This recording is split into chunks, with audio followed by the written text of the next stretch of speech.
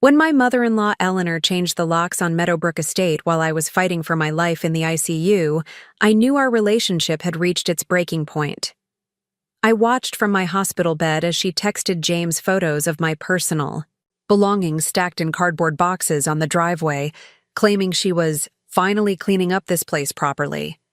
Before we jump back in, tell us where you're tuning in from, and if this story touches you, make sure you're subscribed, because tomorrow, I've saved something extra special for you. What Eleanor didn't realize as she gleefully rearranged my home and discarded my memories was that every inch of that property, from the sprawling gardens to the century-old oak floors her son had grown up walking on, belonged solely to me. The deed, the bank accounts, even the vintage furniture she was so hastily replacing with her own gaudy pieces, all legally mine. I didn't say a word as I watched her Instagram updates showcasing her home renovation rescue mission. I simply smiled, signed my discharge papers, and asked my friend Sophia to drive me to Riverside Cafe, not home. There, I calmly called Samuel Parker, my attorney, and with one phone call set in motion the legal storm that would wash away Eleanor's carefully constructed illusion of control. It still feels surreal describing that moment. The perfect collision of shock, betrayal, and unexpected power that changed everything between me and the woman who had spent 7 years trying to erase me from her son's life. To understand how we reached this breaking point, we need to go back to the beginning. Not to when I first met James, but to that frigid January morning when I inherited Meadowbrook Estate and unknowingly set Eleanor Baker on her mission to remove me from her family picture. I remember the exact moment I became the sole owner of Meadowbrook Estate, January 15th, 10:43 a.m. The lawyer's office was uncomfortably warm, with winter sunlight streaming through dusty blinds as Gregory Wilson, my father-in-law, slid the thick envelope across the polished mahogany table. "Natalie, I want you to have this, no matter what happens between you and James or what Eleanor tries to pull." His voice was weak from the cancer that would take him just 3 weeks later, but his eyes burned with the same determination that had built his real estate empire. "She'll fight you for it. She always thought Meadowbrook should go to James, directly. But I've watched how you've loved this family, how you've stood by my son even when he didn't deserve it. The estate belongs to you now." I didn't understand the weight of his decision then, or how prophetic his warnings about Eleanor would prove to be. Gregory and Eleanor had been divorced for 12 years, their separation legendary in Silver Lake for its bitterness. While Gregory had rebuilt his life and relationship with James, Eleanor had nurtured her resentments like precious orchids, tending to them daily, watching them bloom into magnificent grievances. I was simply her newest and most promising cultivation. James and I had been married for 7 years by then. We'd met in graduate school, he studying architecture, me finishing my degree in historical preservation.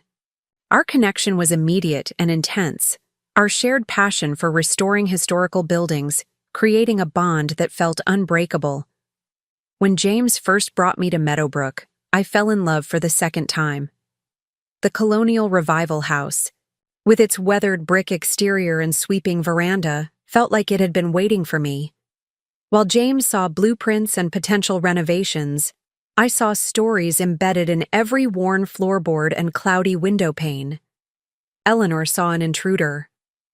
"You certainly have unique taste," she'd said during that first dinner, eyeing my vintage dress with barely concealed disdain. "James always said he wanted a traditional home, didn't you, darling? Like the one he grew up in before the divorce. Something solid. Respectable."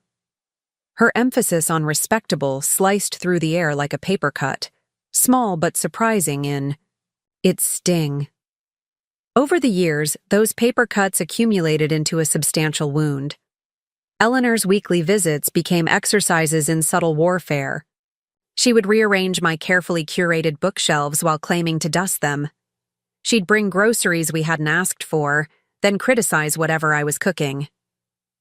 "James has always been sensitive to too much garlic," she'd say, reaching past. me to turn down the stove. "Let me show you how his favorite dishes are supposed to taste." James noticed her behavior but kept peace at all costs. "She's just protective," he'd say after particularly tense gatherings. "She raised me alone after Dad left. We were a team for so long." What he never acknowledged was that Eleanor had no interest in expanding their team to include me. Gregory saw it all with crystal clarity.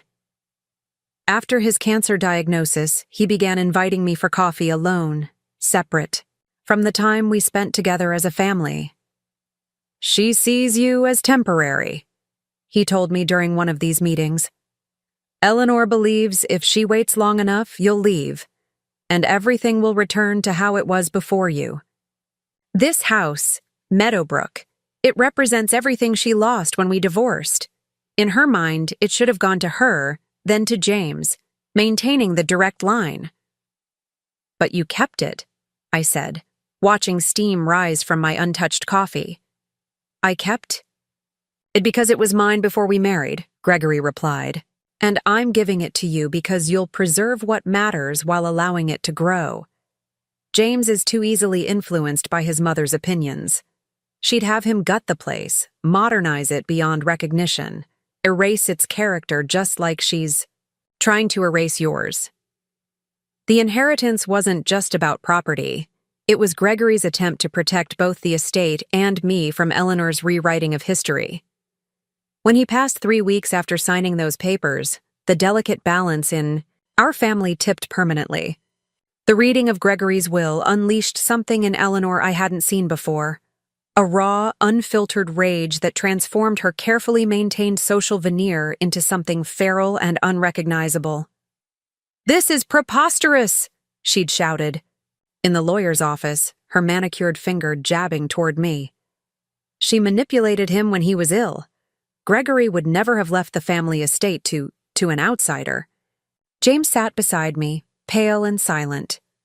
I reached for his hand, but it remained limp in mine. "Mrs. Baker," Samuel Parker had said calmly, "the deceased was explicit in his wishes. Meadowbrook Estate transfers directly to Natalie Wilson with all associated accounts and assets related to the property. Your son receives the business holdings and liquid investments as outlined in Section 3. "James, say something," Eleanor had demanded. "This was meant to be your inheritance. Your birthright." I'll never forget how James looked at that moment, caught between loyalty to his mother and respect for his father's final wishes.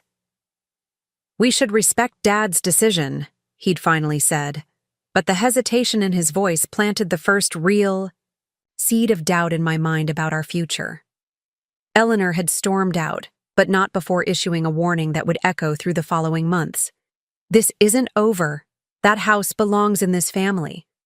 What she failed to realize, even then, was that I was family, legally and emotionally, despite her consistent efforts to classify me as temporary. Life settled into an uneasy routine after the will reading. Eleanor reduced her visits, but increased her phone calls to James, always when I wasn't around.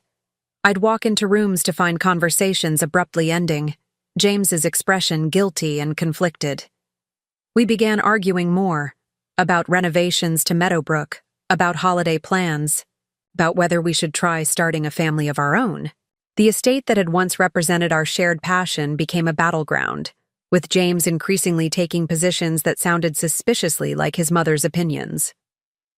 "Maybe we should consider selling," he suggested one evening, 6 months after Gregory's death. "Start fresh somewhere without all this history." I knew then that Eleanor was winning.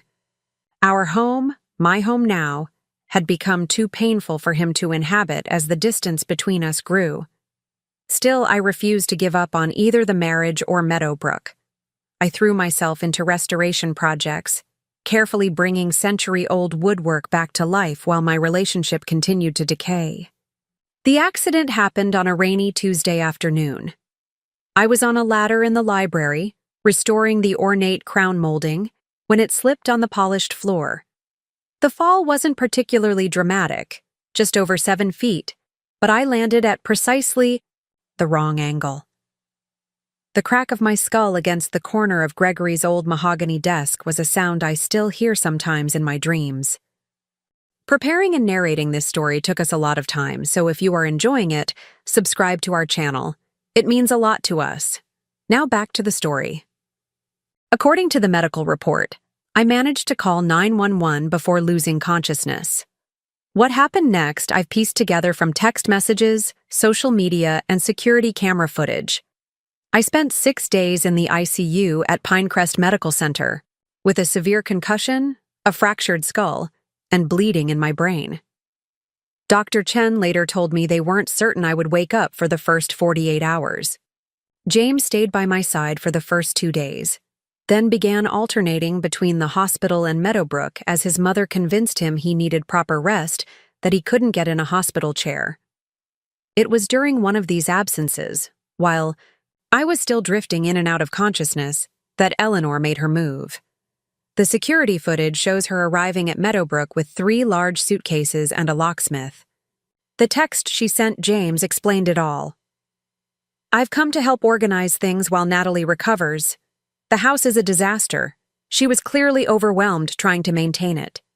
I've brought some things to make it more comfortable for when she returns. Don't worry about a thing." What the message didn't mention was that she'd also called a junk removal service. Over the next 4 days, while I lay in my hospital bed and James split his time between visiting me and working from home, Eleanor systematically began erasing me from Meadowbrook. My antique desk that I'd restored myself, gone.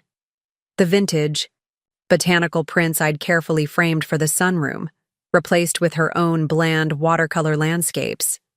My grandmother's china that had survived 2 world wars, packed away in the attic as too outdated for modern entertaining. But Eleanor's crowning achievement came on day 5.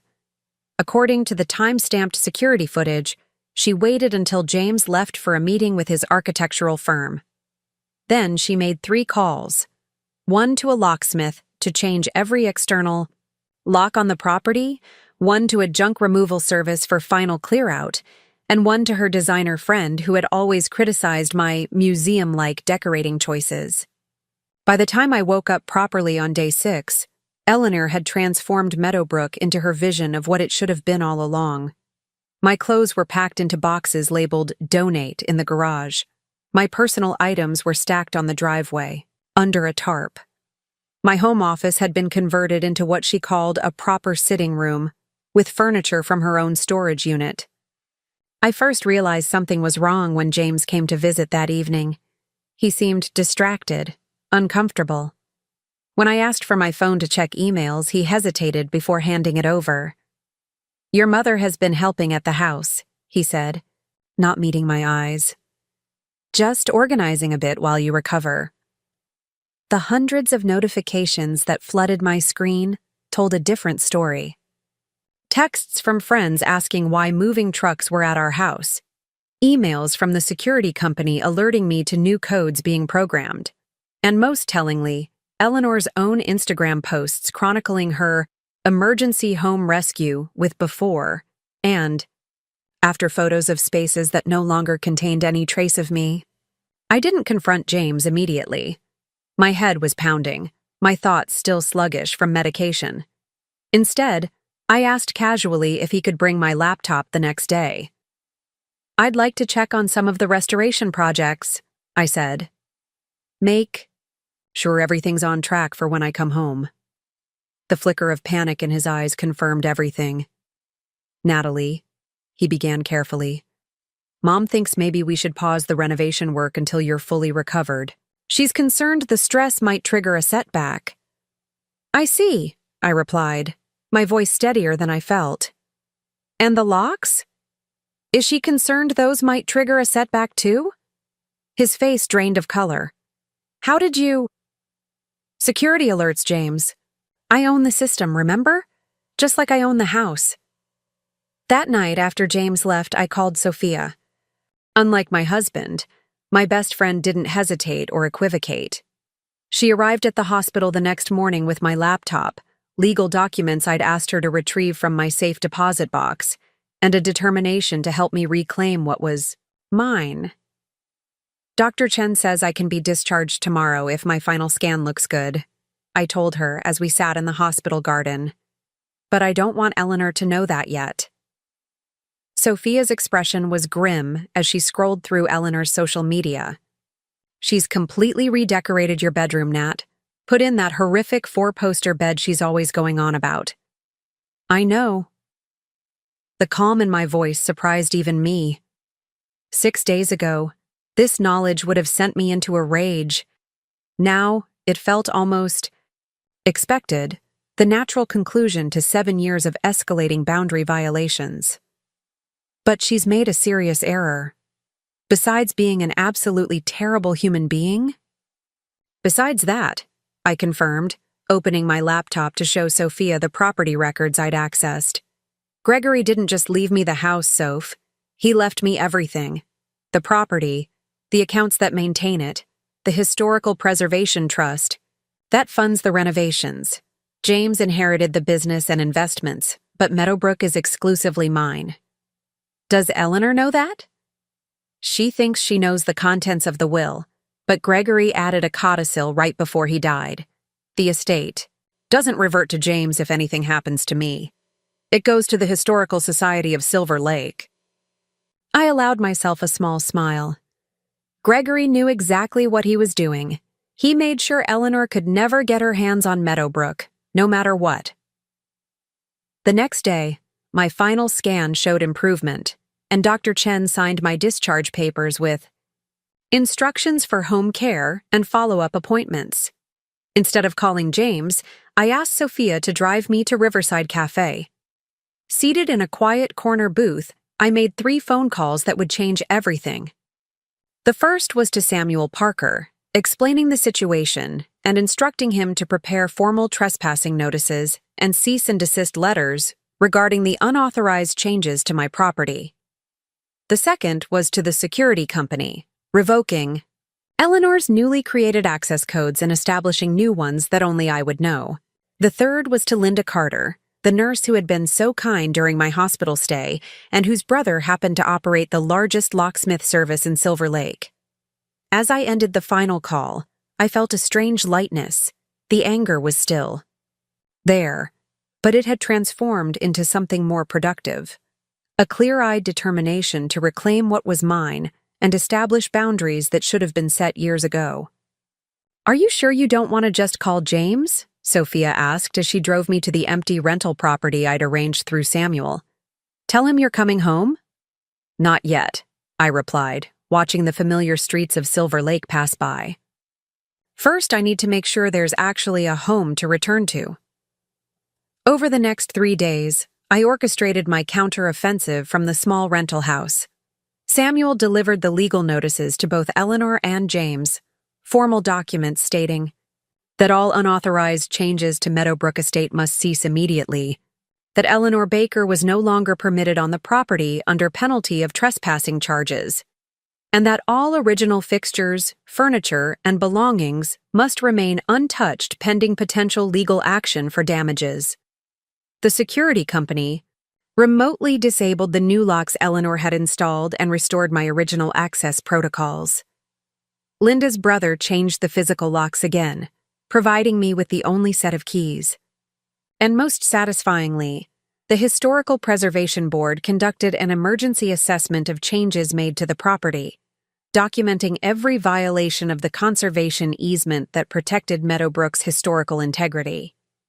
Through it, all my phone exploded with messages from James, confusion giving way to anger, then panic, and finally pleading. Eleanor called so relentlessly that I had to block her number.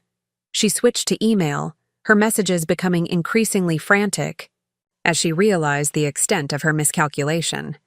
"This is a family matter," she wrote in her final attempt before I blocked her email as well. "You're being hysterical and unreasonable. James agrees we only did what was necessary while you recover. The house was never meant to be yours. It's always been part of the Wilson legacy, not something for an outsider to claim.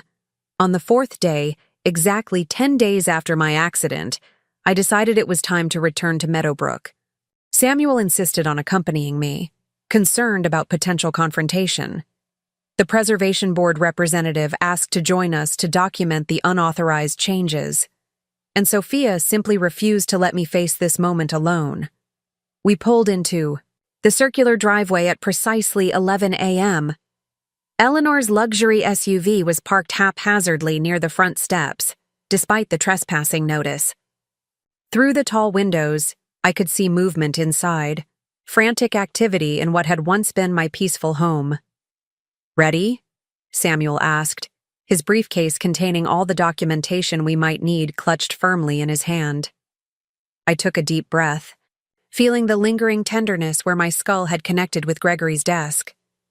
More than ready. Using my new key, I unlocked the front door and stepped into the foyer of Meadowbrook Estate for the first time since my accident. The change was immediate and jarring, Eleanor's modern abstract artwork replacing the historical photographs I'd carefully curated, her plush contemporary runner covering the original hardwood of the entrance hall, the air heavy with her signature overpowering perfume. We found her in the main living room, directing two workmen who were attempting to remove the original marble fireplace mantel, a protected historical feature dating to 1876. "Stop immediately." The preservation officer stepped forward, badge already extended. "That mantel is protected under the historical conservation easement filed with the county." Eleanor whirled around, her expression shifting from irritation to shock as she registered my presence. "Natalie, what are you— James said you weren't being discharged until next week." Her eyes darted to Samuel, then the preservation officer, understanding slowly dawning. "What is this?" "This," I said calmly, "is me reclaiming my home. The workmen need to leave now and you need to go with them." "Your home?" Eleanor's voice rose shrilly. "This is the Wilson family home. It belongs to my son." "Actually, Mrs. Baker," Samuel interjected, opening his briefcase and removing a document, "Meadowbrook Estate legally belongs to Natalie Wilson, as clearly established in your ex-husband's will, and the subsequent deed transfer filed with the county clerk." "That's absurd. Gregory would never—" "He did," I interrupted, "and you've now violated multiple laws, including trespassing, destruction of protected historical property, and conversion of personal belongings. The police have been notified, as has the Historical Society." As if on cue, a Silver Lake Police Department cruiser pulled into the driveway. I had indeed filed reports, though I'd asked them to wait before responding, hoping to resolve the situation without their intervention. Eleanor's face contorted, her carefully maintained composure cracking completely. "You can't do this to me! James! James!" she shouted toward the back of the house. My husband appeared from the direction of his study, his face pale as he took in the scene. The officers now entering the foyer, Samuel with his legal documents, the preservation officer photographing the half-dismantled fireplace, and me, standing, firmly in the center of it all. "James, tell them," Eleanor demanded. "Tell them this ridiculous farce has gone far enough." The moment stretched between us, 7 years of marriage, of compromise, of slowly surrendering pieces of myself to keep peace with this woman who had never intended to accept me. I watched my husband's face, seeing the conflict, the realization, and finally, something I hadn't expected. Shame. "Mom," he said quietly, "you need to leave." "What?" Eleanor's voice dropped to a dangerous whisper. "You need to leave," James repeated, stronger now. "This is Natalie's house. Dad left it to her, not to me, not to us.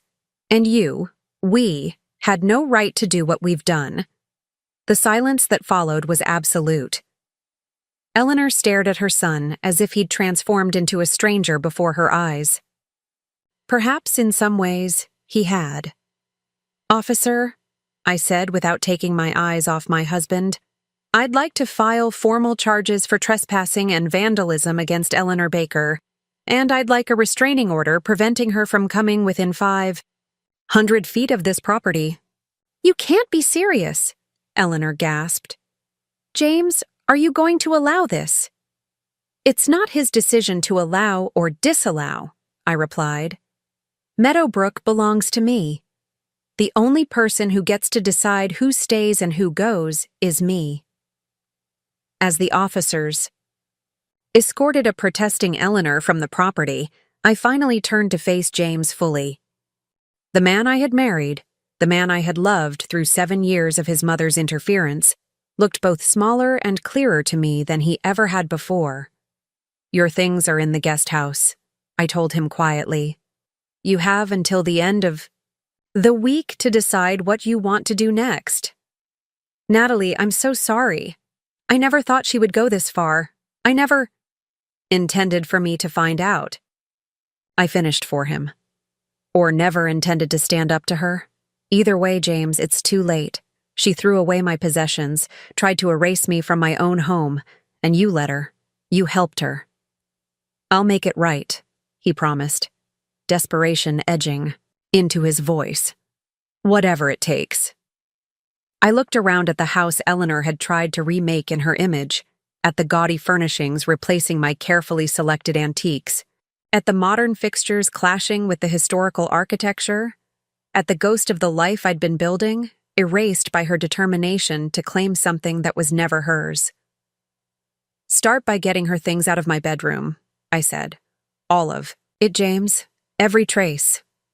That evening, after everyone had gone, the police with their reports, Samuel with his assurances of legal protection, the preservation officer with documentation of damages, Sophia with a promise to return tomorrow, I stood alone in the entry hall of Meadowbrook Estate. The house felt different now, violated in a way that went beyond the physical changes Eleanor had made. But beneath that violation, I could still feel its bones, its history, its resilience. Gregory had trusted me with this place because he recognized something in me that matched something in these old walls, a certain stubborn endurance, a refusal to be erased or replaced. As I ran my hands along the banister he had touched countless times, I made a silent promise to him and to myself. Eleanor Baker had tried to remove me from this house and from her son's life. She had failed at both. Whether James and I found a way forward together or apart, Meadowbrook and I would survive, our histories intact despite all attempts to rewrite them.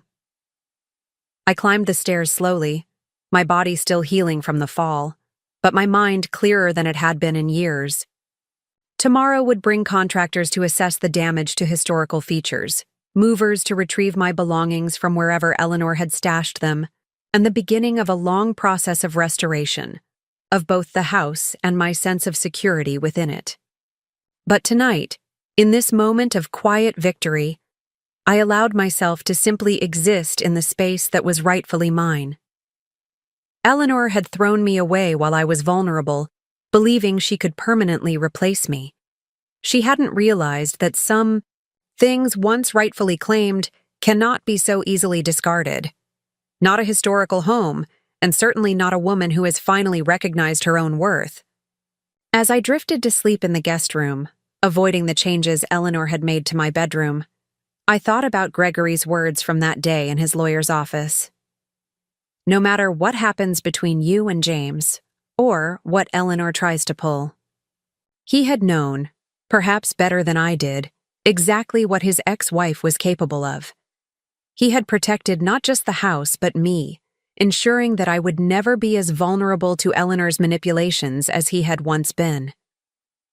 In the morning, I would begin the process of deciding what to salvage from the wreckage Eleanor had created, in both Meadowbrook and my marriage. But whatever came next, one thing was certain. I would never again allow anyone to make me feel like a guest in my own home or my own life. Eleanor had thrown out my things, thinking she could throw out me along with them. Instead, she had accidentally freed me from the last constraints of politeness and compromise that had allowed her behavior for so long. Sometimes it takes being discarded to realize your true value, and sometimes the people trying to erase you don't realize they're standing on ground you own until it shifts beneath their feet. The week after I reclaimed Meadowbrook Estate became a masterclass in restraint.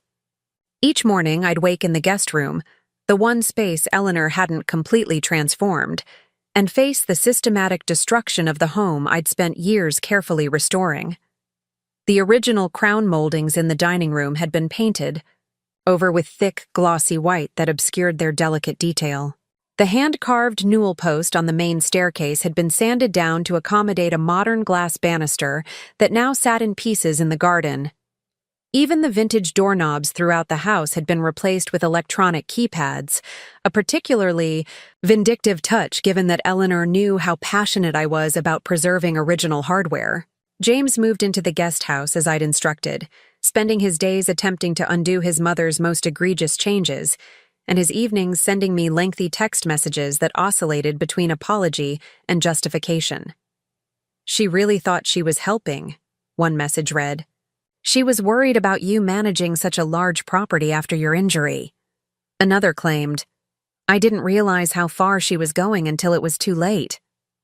Each message revealed more about the man I'd married and how little he understood what had actually transpired. On the third morning, I walked into the kitchen to find him attempting to reinstall the vintage cabinet pulls Eleanor had replaced with modern handles. His fingers were bleeding slightly from where the screwdriver had slipped, leaving tiny red smears on the white cabinet doors. "You're doing it wrong," I said from the doorway, causing him to startle. "Those need to be attached from inside the cabinet first." He turned, relief washing over his face at this small, normal interaction between us. I was wondering why they seemed loose. "I've never been good with this restoration stuff, not like you." "No," I agreed, keeping my voice neutral. "You haven't." James put down the screwdriver, wiping his hands on his jeans. "The contractors are coming today to assess the fireplace damage. I found a historical restoration specialist who might be able to recreate the missing pieces of the mantel." I nodded, pouring myself coffee from the new machine Eleanor had installed after disposing of my carefully selected vintage percolator. "Samuel recommended him. I spoke with him yesterday." "Oh." James's shoulders slumped slightly. "I thought I was handling that." "You thought wrong." The words came out sharper than I'd intended, but I didn't soften them with a smile or a touch as I would have before. "This is my house, James. I'm handling the restoration." His face flushed. "Natalie, I know you're angry. You have every right to be. But we need to talk about what happens next. With us. With the house." I took a slow sip of coffee, considering his words. The James standing before me, earnest, contrite, desperate to repair what had been broken, was the man I'd fallen in love with years ago. But I was no longer the same woman who had accepted his explanations and excuses for his mother's behavior. "We will talk," I finally said, "but not until I've had time to process everything that's happened. Not until I understand exactly what role you played in all this." "What role I played?" "Nat, I was working. I was visiting you at the hospital. I didn't know she was going to change the locks, call junk removal services, rip out original features protected by the Historical Society." I placed my coffee mug on the counter, careful to use a coaster despite everything. "You may not have actively participated in all of it, James, but you saw what was happening and you did nothing to stop it." "That's not fair," he protested, voice rising slightly. "I told her multiple times to check with me before making changes, but you know how she gets. She's impossible when she thinks she's right." And yet, somehow, I managed to stop her with one phone call and a legal notice, I replied evenly. "Something you could have done at any point." James ran a hand through his already disheveled hair, frustration evident in every line of his body.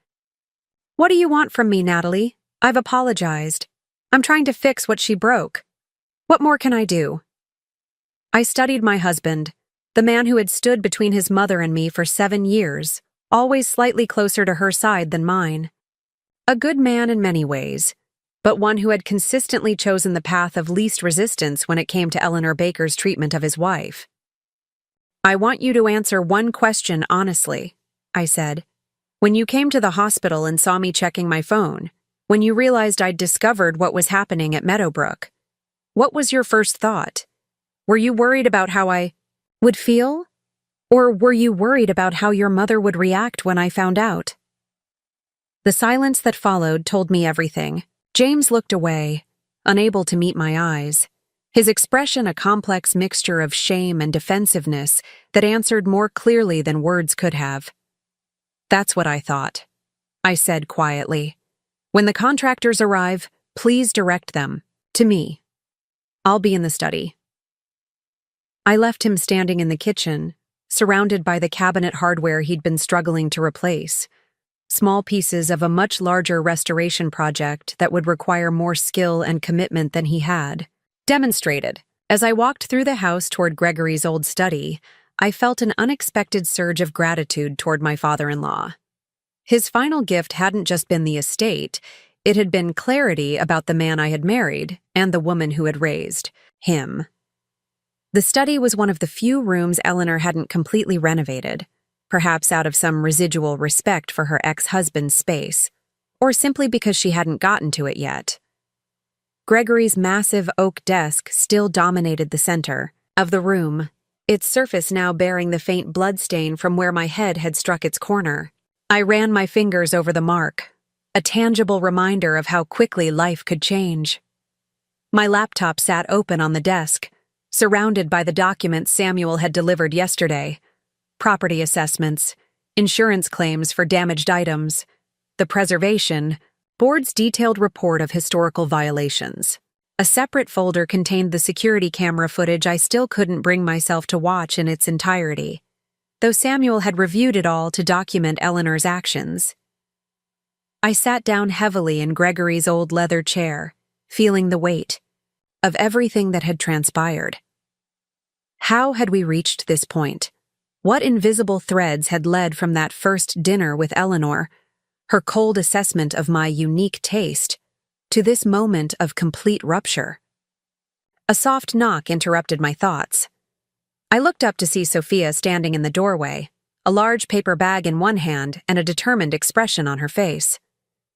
"I brought lunch," she announced, "and reinforcements." Behind her stood Ryan Wilson, James's younger brother, his tall frame filling the doorway as he offered a hesitant smile. Ryan and I had always gotten along well, partially because he understood his mother's difficult personality firsthand, but primarily because he lived 3,000 miles away in Seattle, limiting Eleanor's ability to dominate his life. "Ryan flew in this morning," Sophia explained, placing the bag on the desk. "I picked him up from the airport after you texted about the contractor appointment." "I came as soon as Sophia called," Ryan said, stepping into the study. His eyes swept over the documents spread across the desk, then back to my face with concern. "How are you holding up?" "I'm managing," I replied, gesturing for them both to sit. "But I'm glad you're here. There's so much to sort through, and James is—" I trailed off, unsure how to describe my husband's current state to his brother. "Being James," Ryan finished with a knowing nod. "Walking the line between standing up to Mom and keeping her happy. It's his specialty, has been since we were kids." "That's one way to put it," I agreed, unpacking the sandwiches Sophia had brought. "Your mother has been calling the house nonstop since the police escorted her out. She's switched to burner phones to get around my blocks." Ryan grimaced. Classic Eleanor Baker crisis management. When the direct assault fails, switch to guerrilla tactics. He accepted the sandwich I handed him but didn't immediately eat. "I should probably tell you, she called me too. Her version of events was creative." "Let me guess," Sophia interjected, "opening her own lunch." Poor Eleanor was just trying to help her injured daughter-in-law by improving the decrepit old house that should rightfully belong to her son anyway. With a side of Natalie manipulated Gregory when he was dying, and the will wouldn't hold up in court if James would just fight for his birthright, Ryan confirmed. "She wanted me to talk some sense into both of you."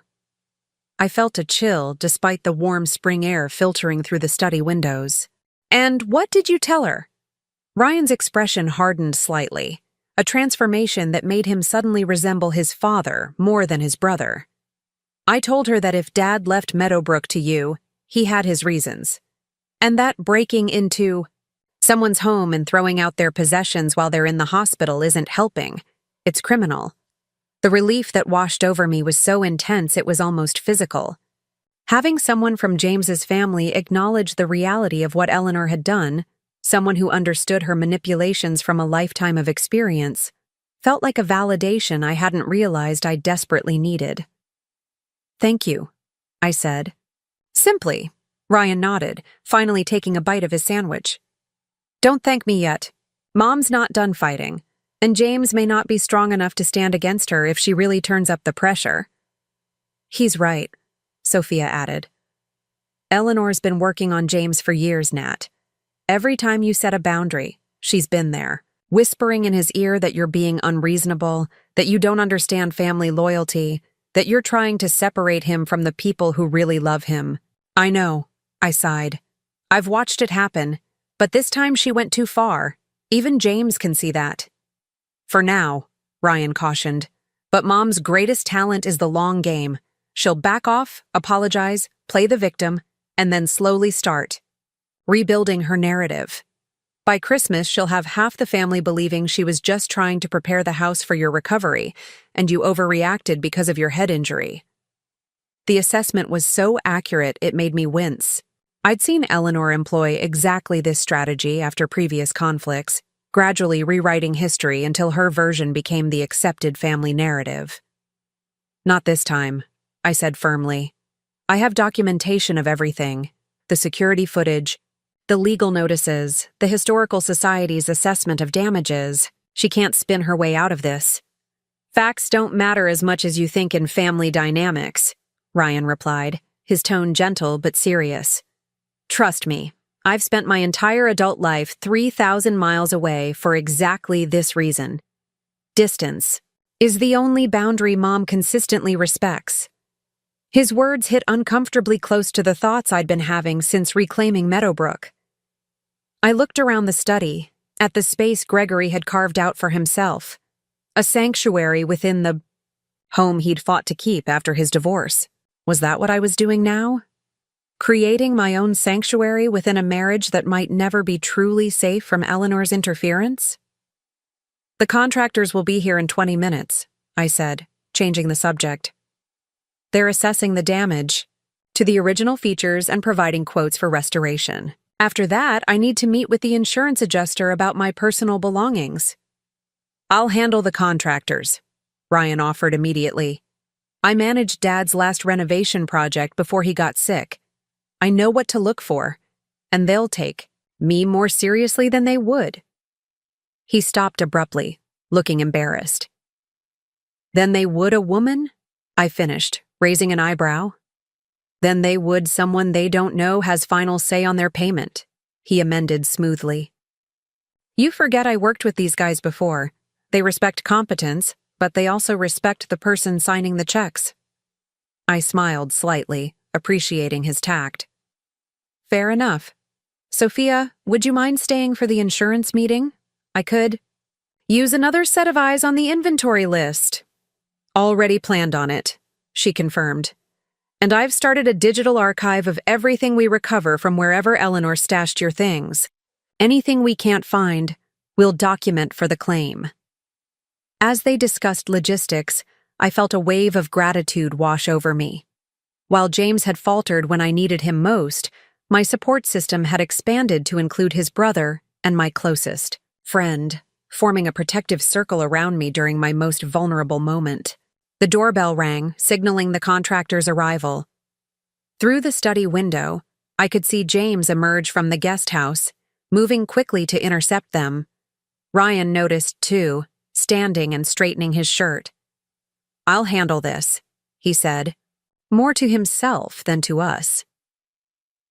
It's about time someone in this family stood up to both of them. As he left to greet the contractors, Sophia turned to me with a thoughtful expression. "You know, when this is all settled, when the house is restored and the insurance claim is processed, you'll need to decide what happens with James." I know, I said quietly, watching through the window as the two brothers spoke with the contractors on the front steps. Even from this distance, I could see the tension in James's posture, the authoritative set of Ryan's shoulders. But right now, I can only focus on reclaiming what Eleanor tried to take from me. The house? My sense of security, I corrected. My belief that I have the right to exist in my own space without constantly defending it. Eleanor didn't just attack my possessions, Soph. She tried to erase me, to remove any evidence that I'd ever lived at Meadowbrook. Sophia reached across the desk to squeeze my hand. But she failed. You're still here, Nat. And now she knows exactly how strong you really are. The following days fell into a rhythm of assessment, documentation, and planning. The contractors confirmed what I'd already suspected. Restoring the damaged historical features would be expensive and time-consuming. The insurance adjuster documented the missing personal items, though many remained unaccounted for despite our searches of the attic, basement, and garage. Samuel filed the necessary paperwork for restraining orders against Eleanor, which were granted after he presented the security footage to the judge. Through it all, James hovered at the periphery, helpful when asked, but increasingly uncertain of his place in both the house and my life. I watched him interact with Ryan, noting how his brother's straightforward approach to handling Eleanor seemed both foreign and fascinating to him. Where James had spent a lifetime navigating around their mother's demands, Ryan had developed the ability to acknowledge her feelings while firmly maintaining his boundaries. On Friday evening, a week after my return to Meadowbrook, I found myself alone in the kitchen for the first time in days. Sophia had gone home to care for her own household. Ryan was meeting with the Historical Society about specialized craftspeople for the restoration, and James had retreated to the guest house after another day of strained politeness between us. The house felt both emptier and more mine than it had all week. I was making tea when I heard the crunch of tires on the gravel driveway. Assuming it was Ryan returning, I didn't immediately check the security camera feed. It wasn't until I heard the distinctive sound of Eleanor's voice, commanding and insistent, that I froze, teabag suspended over my cup. The security system chimed softly, alerting me to motion at the front door. I quickly pulled up the video feed on my phone, watching in disbelief as Eleanor stood arguing with a clearly uncomfortable James on the front porch.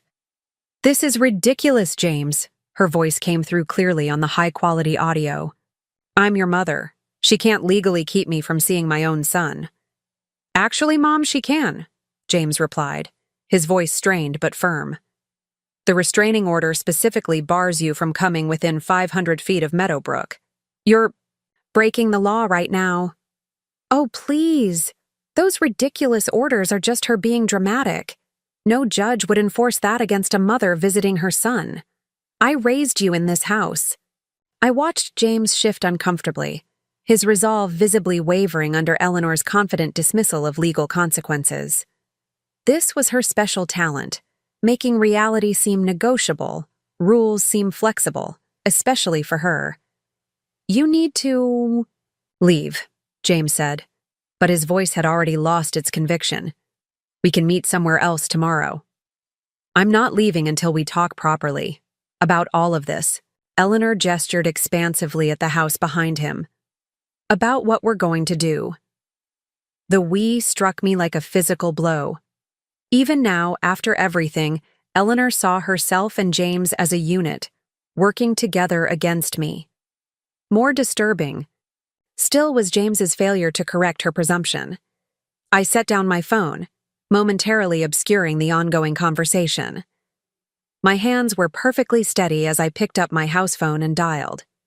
When the dispatcher answered, I reported a violation of an active restraining order, my voice calm and clinical as I provided the case number and address. Returning to the security feed, I watched as Eleanor moved past James toward the front door, clearly tired of waiting for an invitation inside. Her hand was reaching for the doorknob, the new one she had installed during my hospitalization, when James finally moved to block her. "Mom, stop. You really can't come in." His voice had an edge of panic now. "Natalie will call the police." Eleanor laughed, the sound harsh even through the security system speakers. "She won't know I'm here unless you tell her. We can talk in your father's study. She's probably hiding in the bedroom as usual." The casual confidence with which she dismissed my authority in my own home, her assumption that James would naturally conspire with her against me, crystallized something I'd been feeling all week. This wasn't just about Eleanor's actions during my hospitalization. This was about 7 years of incremental boundary violations, of James's divided loyalties, of a pattern that would never change as long as all three of us remained connected. I opened the front door just as Eleanor was attempting to physically move past James. The surprise on both their faces would have been comical under different circumstances. "Mrs. Baker," I said, my voice steadier than I felt, "you were served with a restraining order 3 days ago. The police are already on their way." Eleanor's expression shifted rapidly from shock to outrage. "You wouldn't dare. James, tell her." "She's overreacting." James looked between us, the conflict evident on his face.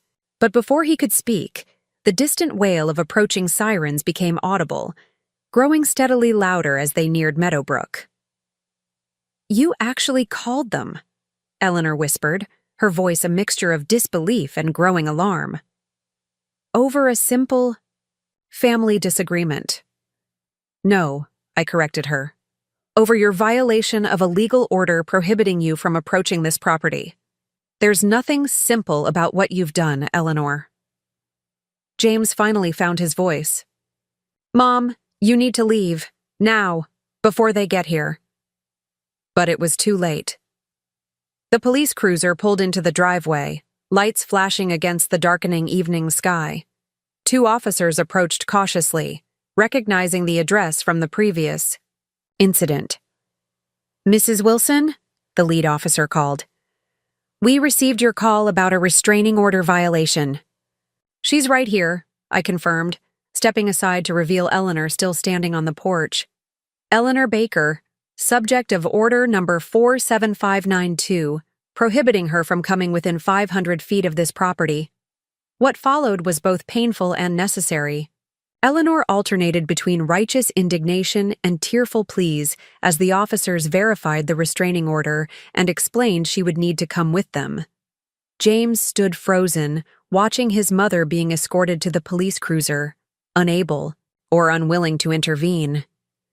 When the officers had finally driven away with Eleanor in the back seat, James turned to me with an expression I'd never seen before.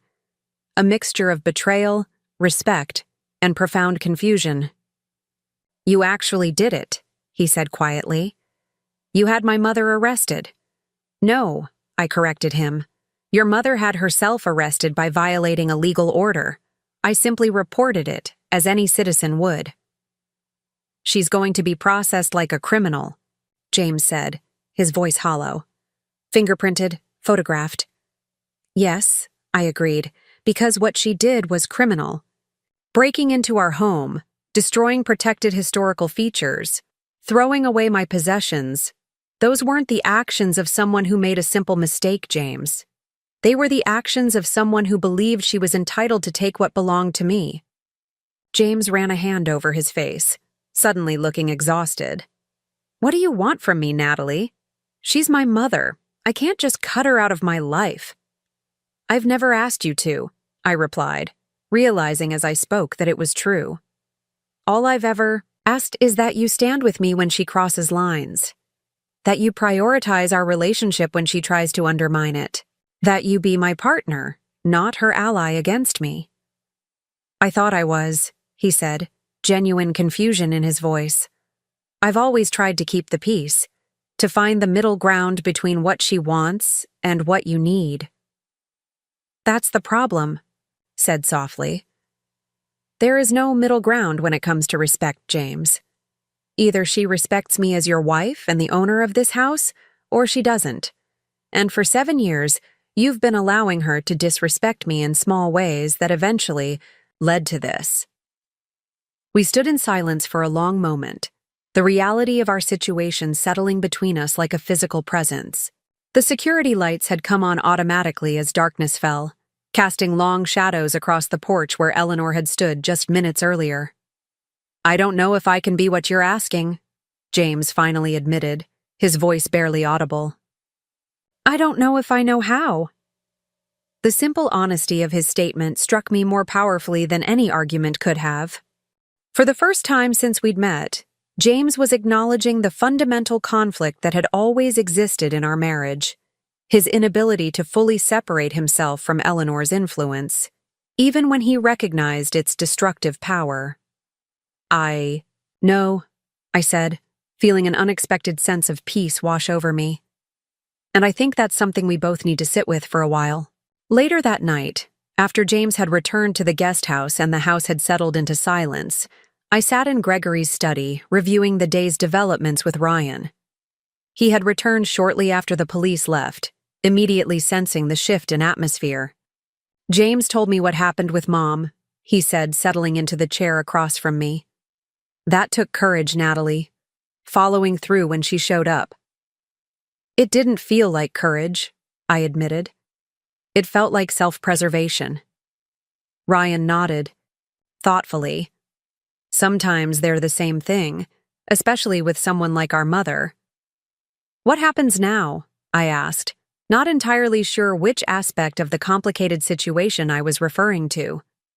"Legally, Mom will be released with a stern warning. The violation wasn't violent, and it's her first offense against the order. But she'll know you're serious now, that there are actual consequences for ignoring boundaries." "And with James?" I pressed, voicing the question that had been circling in my mind all evening. Ryan's expression softened. "That's harder. He's caught between the two people he loves most, and he's never learned how to handle that conflict. Dad tried to teach him after the divorce, but Mom's influence was already too deeply ingrained. He said he doesn't know if he can be what I need," I told him, the words still painful to voice aloud. "What kind of marriage is possible when someone admits that?" "An honest one, maybe," Ryan suggested. "For the first time since you met him." As the night deepened around Meadowbrook, I considered Ryan's words. Perhaps honesty was the beginning of something new. Not necessarily the continuation of my marriage as it had been, but the foundation of whatever came next. James had finally acknowledged his limitations. Eleanor had finally faced consequences for her actions, and I had finally claimed the full authority that came with ownership, not just of the estate, but of my own boundaries. Tomorrow would bring new challenges. Eleanor's inevitable legal maneuvering, James's continued uncertainty, the ongoing restoration of both the house and my sense of security within it. But tonight, sitting in Gregory's study surrounded by the evidence of everything that had transpired, I felt something I hadn't experienced since before my accident. The quiet certainty that I was exactly where I belonged, standing firmly on ground that was indisputably mine. The moon rose over Meadowbrook, casting silver light through the study windows onto the desk where my head had struck that fateful day. The bloodstain remained, a small imperfection in the polished wood that I had decided not to remove. Some marks deserved to be preserved, reminders of moments when everything changed, when truths were revealed, when new paths forward became suddenly, starkly clear. Eleanor's arrest marked a turning point at Meadowbrook. The morning after her confrontation on the porch, I woke to the sound of unfamiliar voices downstairs, followed by James's more familiar tones rising in obvious distress. I dressed quickly, still moving carefully to accommodate the lingering headaches from my concussion, and made my way to the source of the commotion. In the grand foyer stood two women in immaculate business attire, their expressions professionally neutral as they spoke with James. Next to them, Samuel Parker was examining a document, his brow furrowed in concentration. James looked up as I descended the stairs, his face a mask of confusion and growing anger. "Natalie," he said, his voice tight, "Mom's lawyers are here with a cease and desist letter. They're claiming elder abuse." I stopped on the third step from the bottom, momentarily steadying myself against the banister. Elder abuse? The taller of the two women stepped forward, extending a business card. Veronica Hamilton, representing Mrs. Eleanor Baker. We've filed an emergency petition alleging a pattern of isolation and financial exploitation targeting our client. Samuel moved to stand beside me, a subtle gesture of support that didn't go unnoticed by Eleanor's legal team. I haven't been served with any such petition, he noted calmly. You'll receive the official documents this afternoon, the second lawyer replied. We're here as a professional courtesy to inform the Wilsons that Mrs. Baker is seeking an emergency hearing to invalidate the restraining order on grounds that it was obtained under false pretenses and serves to isolate her from her son. False pretenses? I echoed, descending the final stairs to stand on equal footing with these women who had invaded my home at Eleanor's behest. We have security footage of every violation. The police have verified the damage to historical property. The insurance company has documented the personal items she removed or destroyed. Veronica Hamilton maintained her professional demeanor, though her eyes hardened slightly. Our client maintains that she was invited to assist in preparing the home for Mrs. Wilson's return from the hospital. She was given keys and security codes by her son, who expressed concern about his wife's ability to manage the property during her recovery. All eyes shifted to James, who looked as though he'd been slapped. That's not, I never said, he stammered before collecting himself. I did give her a key to check on the house while I was at work, or at the hospital. I never authorized any changes or renovations. Nevertheless, Hamilton continued smoothly, Mrs. Baker believed she was acting with your approval and with Mrs. Wilson's best interests in mind. The restraining order, coming after years of what our client describes as attempts to separate her from her only family, constitutes a pattern of isolation consistent with elder abuse. Samuel stepped forward, his normally calm demeanor giving way to visible indignation. That's preposterous. Mrs. Wilson inherited this property legally, from Mr. Gregory Wilson. She has every right to determine who has access to it. And Mrs. Baker's actions during Mrs. Wilson's hospitalization went far beyond assisting. They constituted criminal trespass and willful destruction of protected historical property. The legal volleys continued in my foyer, each side outlining their position in measured tones that barely concealed the raw emotions beneath. I listened, a strange calm settling over me as I realized Eleanor's latest strategy.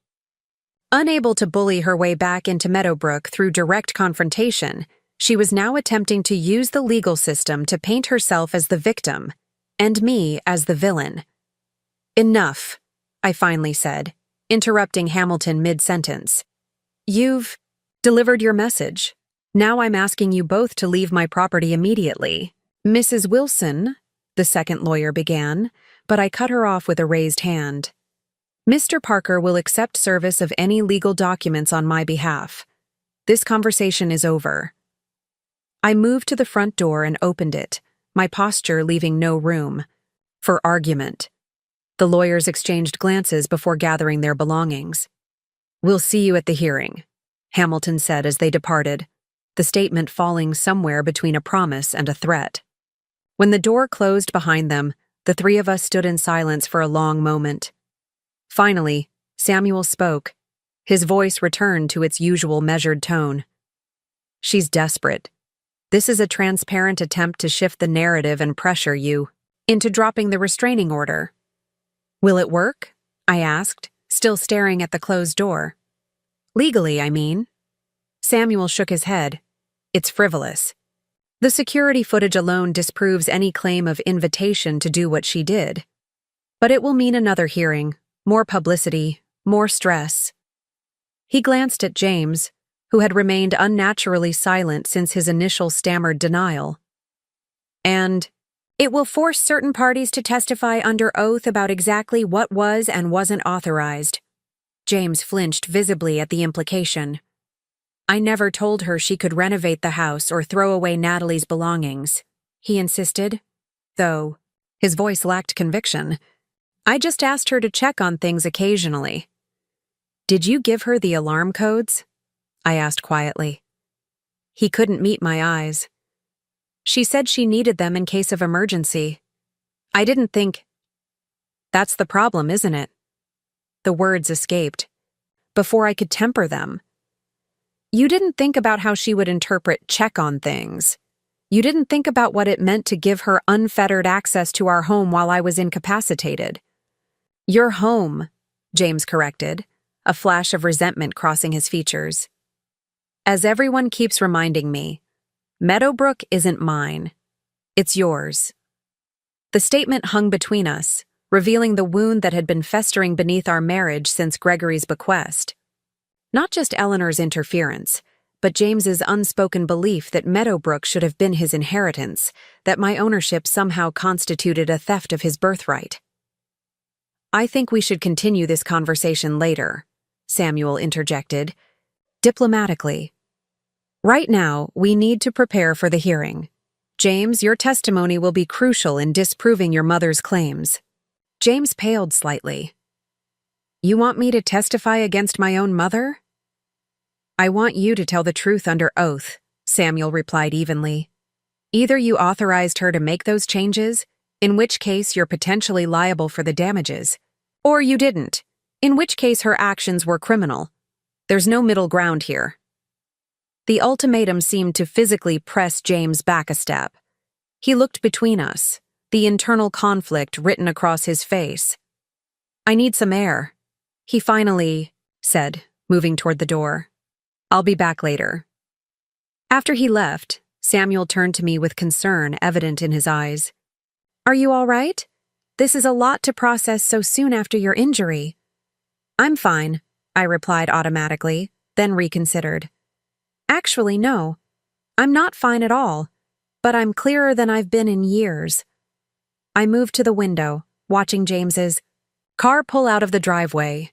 She won't stop, will she? This will just keep escalating. People like Eleanor Baker rarely admit defeat, Samuel acknowledged. But legally, she has no ground to stand on.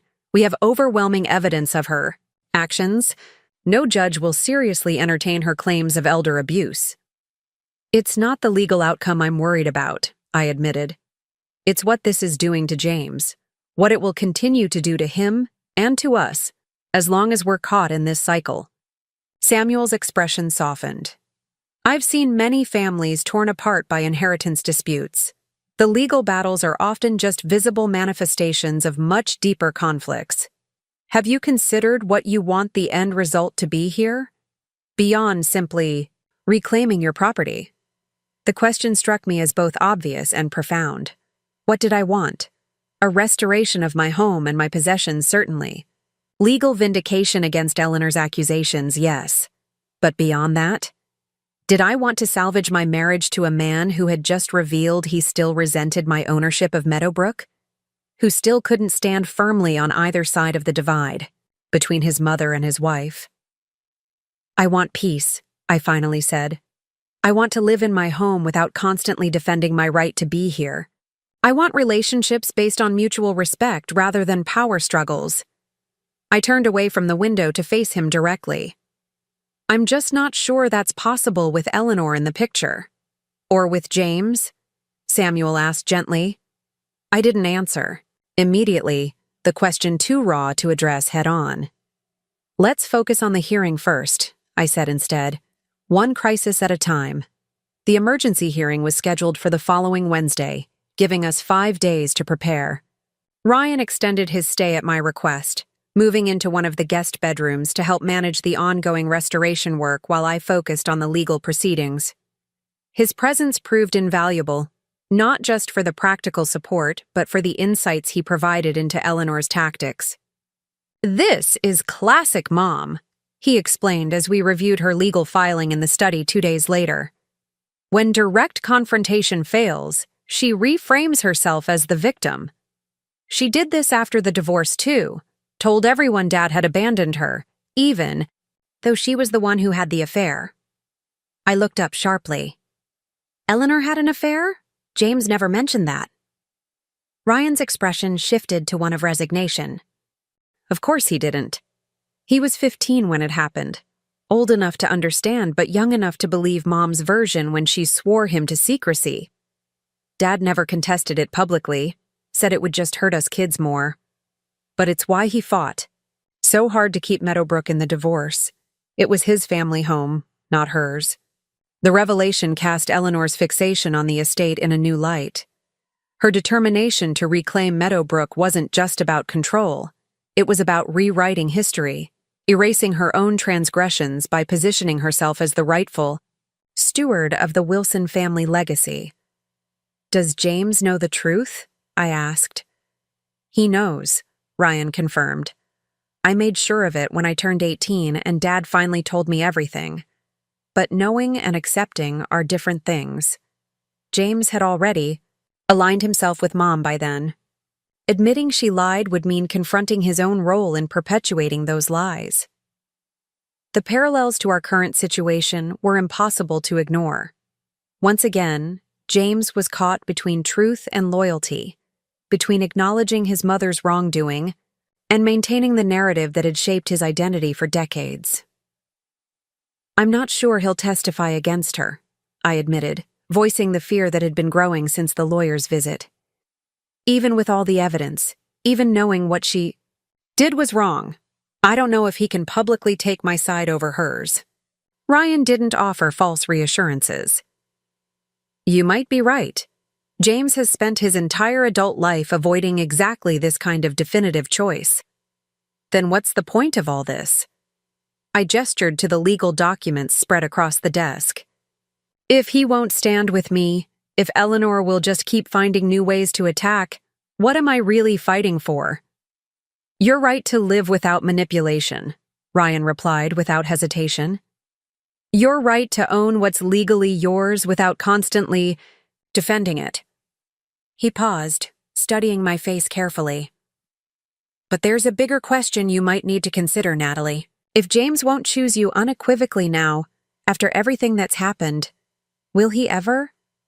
The question lingered in my mind as the hearing approached.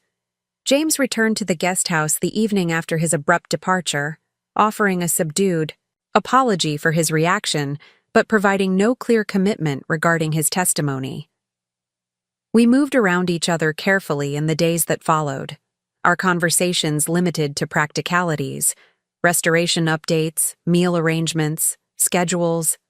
For meeting with Samuel. On Tuesday evening, the night before the hearing, I found myself alone in the kitchen after another stilted dinner with James and Ryan. The brothers had retreated to the back porch, their muted voices occasionally rising enough for me to catch fragments of what appeared to be an intense discussion. I busied myself with tidying up, trying not to eavesdrop, but inevitably catching words like responsibility and loyalty in Ryan's more emphatic tones. The back door opened and closed, followed by Ryan's footsteps heading upstairs while James entered the kitchen. He looked exhausted, the strain of the past weeks etched into the lines around his eyes and mouth. "Ryan's going to bed early," he said unnecessarily. "Big day tomorrow." I nodded, wiping down the counter to avoid meeting his gaze. "Samuel wants us at the courthouse by 9. The hearing is at 10. "Natalie." Something in his voice made me look up. James stood by the island, his posture unnaturally stiff, hands gripping the counter edge as if for support. "I need to tell you something before tomorrow." My heart stuttered, a cascade of possibilities rushing through my mind. Was he going to side with Eleanor after all? Ask for a divorce? Confess to authorizing more of her changes than he'd admitted? "I'm listening," I said, setting down the dishcloth and giving him my full attention. James took a deep breath. "I've been meeting with a therapist since the day after Mom was arrested." Of all the possibilities I'd imagined, this wasn't one of them. "A therapist?" He nodded, his grip on the counter relaxing slightly. "Ryan suggested it, actually. Said it helped him sort through his own issues with Mom years ago." He paused, visibly gathering his thoughts. "I've had 3 sessions, so far, intensive ones." "That's good," I offered, unsure where this was leading. It's been clarifying, James continued.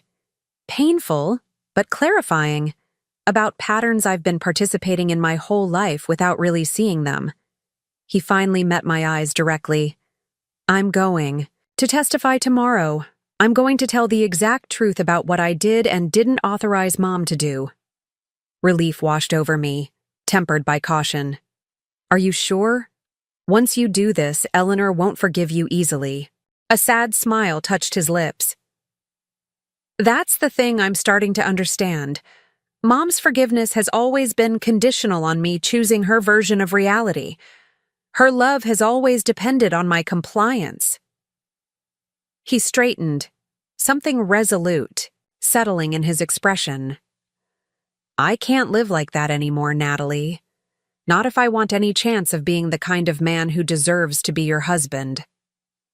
The words hung between us, powerful in their simplicity and the courage they represented. For perhaps the first time in our marriage, James was making a clear, unambiguous choice to stand with me. Not because it was easier, or because it would keep the peace, but because it was right. Thank you, I said softly. That couldn't have been an easy decision. It wasn't, he acknowledged. But it's the only one I can live with. He hesitated, then added, I don't expect this to fix everything between us. I know there's damage that can't be undone with one decision or one testimony. But I hope it might be a starting point. For whatever comes next. I nodded, not quite ready to offer more than acknowledgement of his choice. 7 years of patterns couldn't be erased by a single moment of clarity, no matter how genuine. But it was, as he said, a starting point. We should get some rest, I suggested. Tomorrow will be difficult for everyone. As James turned to leave, he paused in the doorway. For what it's worth, I'm sorry it took something this extreme for me to see what was happening. You deserved better long before it came to this. After he left, I sat alone in the kitchen for a long time, turning his words over in my mind. The apology felt significant, not just for its content, but for its timing. On the eve of publicly opposing his mother, James had chosen to begin with a private accountability to me. It wasn't everything, but it was something. A small step along a path that might eventually lead to healing, or might simply allow us to separate with more integrity than we had managed to live together. Morning arrived with a clarity that seemed at odds with the emotional turbulence of the preceding weeks. I dressed with care, choosing a simple navy dress that conveyed both professionalism and dignity. Ryan and James were already in the kitchen. When I came downstairs, both in suits, both nursing cups of coffee in silence that broke only when I entered. Samuel just texted, Ryan informed me. He's meeting us at the courthouse. Apparently, Eleanor's legal team filed some last-minute affidavits from family friends claiming they've witnessed her being systematically excluded from family events. Which family events? I asked, pouring myself coffee. She's been invited to every holiday dinner since we married. She's the one who stopped coming after the first year, claiming our modern lifestyle didn't align with her traditional values. Doesn't matter if it's true, Ryan replied with a grimace. It's about creating a narrative for the judge, setting up a pattern that makes the restraining order look like the culmination of existing efforts to isolate her rather than a response to criminal behavior. James remained silent during this exchange, his expression unreadable as he stared into his coffee cup. Only when we were in the car heading to the courthouse did he finally speak. Mom called me last night, he said quietly from the back seat, where he'd chosen to sit while I drove and Ryan took the passenger seat. She wanted to align our stories before the hearing. I glanced at him in the rearview mirror. What did you tell her? That I planned to tell the truth. That I gave her a key to check on the house occasionally, not to renovate it or dispose of your belongings. His voice was steady, without the hesitation that had characterized his previous statements on the subject. She didn't take it well. I imagine not, Ryan murmured. She said I was betraying her. That after everything she'd sacrificed for me, I was choosing that woman over my own mother. James's reflection in the mirror showed a complex mixture of pain and resolution. When I wouldn't change my position, she said I was dead to her, that I was no longer her son. The declaration hung in the car like a physical presence. Despite everything Eleanor had done, despite the years of manipulation and boundary violations, the finality of her statement struck me as genuinely tragic. She had placed her need for control above her relationship with her son, drawing a line that might never be uncrossed.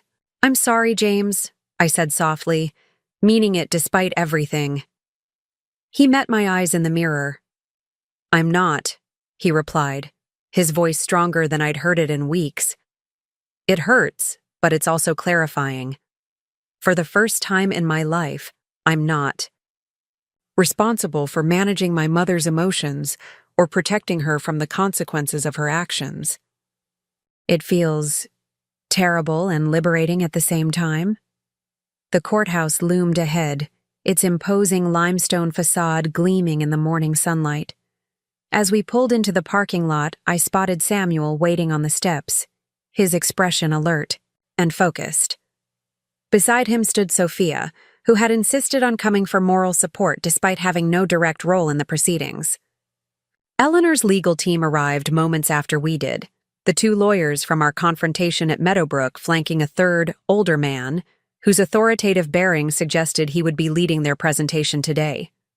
Eleanor herself emerged from a sleek black car behind theirs, dressed in an impeccable cream suit that emphasized her appearance as a dignified older woman wrongfully accused.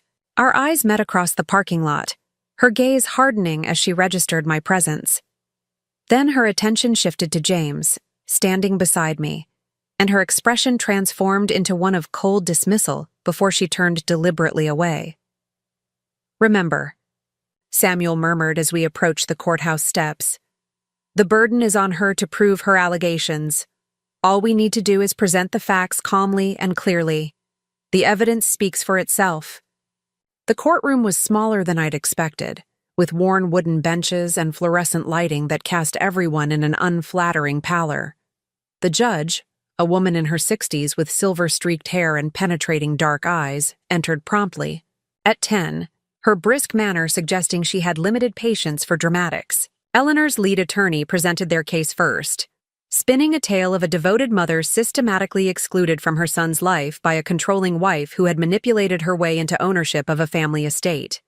He presented the affidavits, from family friends, photographs of Eleanor at Meadowbrook during happier times, and finally, Eleanor herself took the stand to describe her desperate concern for her son's well-being after my accident.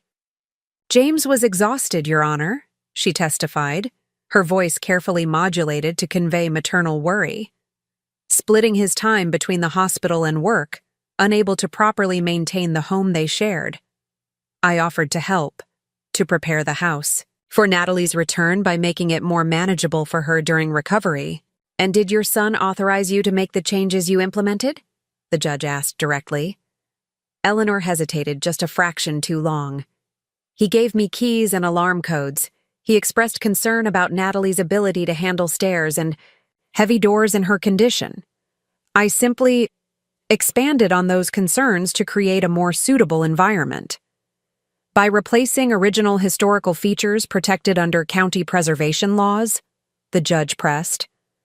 "I wasn't aware of those restrictions," Eleanor claimed smoothly. "James never mentioned them, and Natalie had already made so many changes to the house herself. Modernizing bathrooms, changing paint colors. I assumed the preservation issues had been addressed during those renovations. The deliberate mischaracterization of my careful historical restoration as careless modernization made my blood boil, but Samuel's hand on my arm kept me seated and silent. This wasn't the time for emotional reactions. When it was our turn, Samuel methodically dismantled Eleanor's narrative. He presented the security footage, showing Eleanor directing workers to remove fixtures and dispose of my belongings. He submitted the Historical Society's detailed report, cataloging the protected features damaged or removed during her unauthorized renovations. He produced the insurance inventory of personal items still missing or destroyed. And finally, he called James to the stand. The courtroom seemed to hold its collective breath as James was sworn in. Eleanor leaned forward slightly, her expression a carefully composed mask that nevertheless couldn't quite conceal her tension. "Mr. Wilson," Samuel began, "did you authorize your mother to renovate Meadowbrook Estate while your wife was hospitalized?" James looked directly at Eleanor as he answered, "No, I did not." "Did you authorize her to dispose of your wife's personal belongings?" "No. I gave my mother a key to check on the house occasionally while I was at work or at the hospital. I never authorized any changes to the property or removal of any items." "Were you aware that your mother had changed the locks and security codes during this period?" James's voice remained steady. "Not until after it happened. She told me she'd done it as a security precaution because too many service providers had the old codes." "And what was your reaction when you learned about the extent of the changes your mother had made to the property?" Here, James paused, visibly gathering his thoughts. "Initially, I was conflicted. Part of me wanted to believe she was trying to help despite the methods. It's taken time and distance for me to recognize that her actions weren't about helping Natalie recover. They were about asserting control over a property she's always resented not owning." Eleanor's attorney objected immediately. "Speculation about Mrs. Baker's motives." "Sustained," the judge ruled. "The witness will restrict his testimony to facts within his personal knowledge." Samuel nodded. "Mr. Wilson, one final question. The petitioner has alleged that your wife has systematically worked to isolate you from your mother throughout your marriage. Is that accurate?" James didn't hesitate. "No. For 7 years, Natalie has invited my mother into our home despite increasingly difficult behavior. She's attempted to build a relationship with her despite being met with criticism and disrespect. The only thing Natalie has ever asked is that my mother respect her role as my wife and her position as the legal owner of Meadowbrook Estate."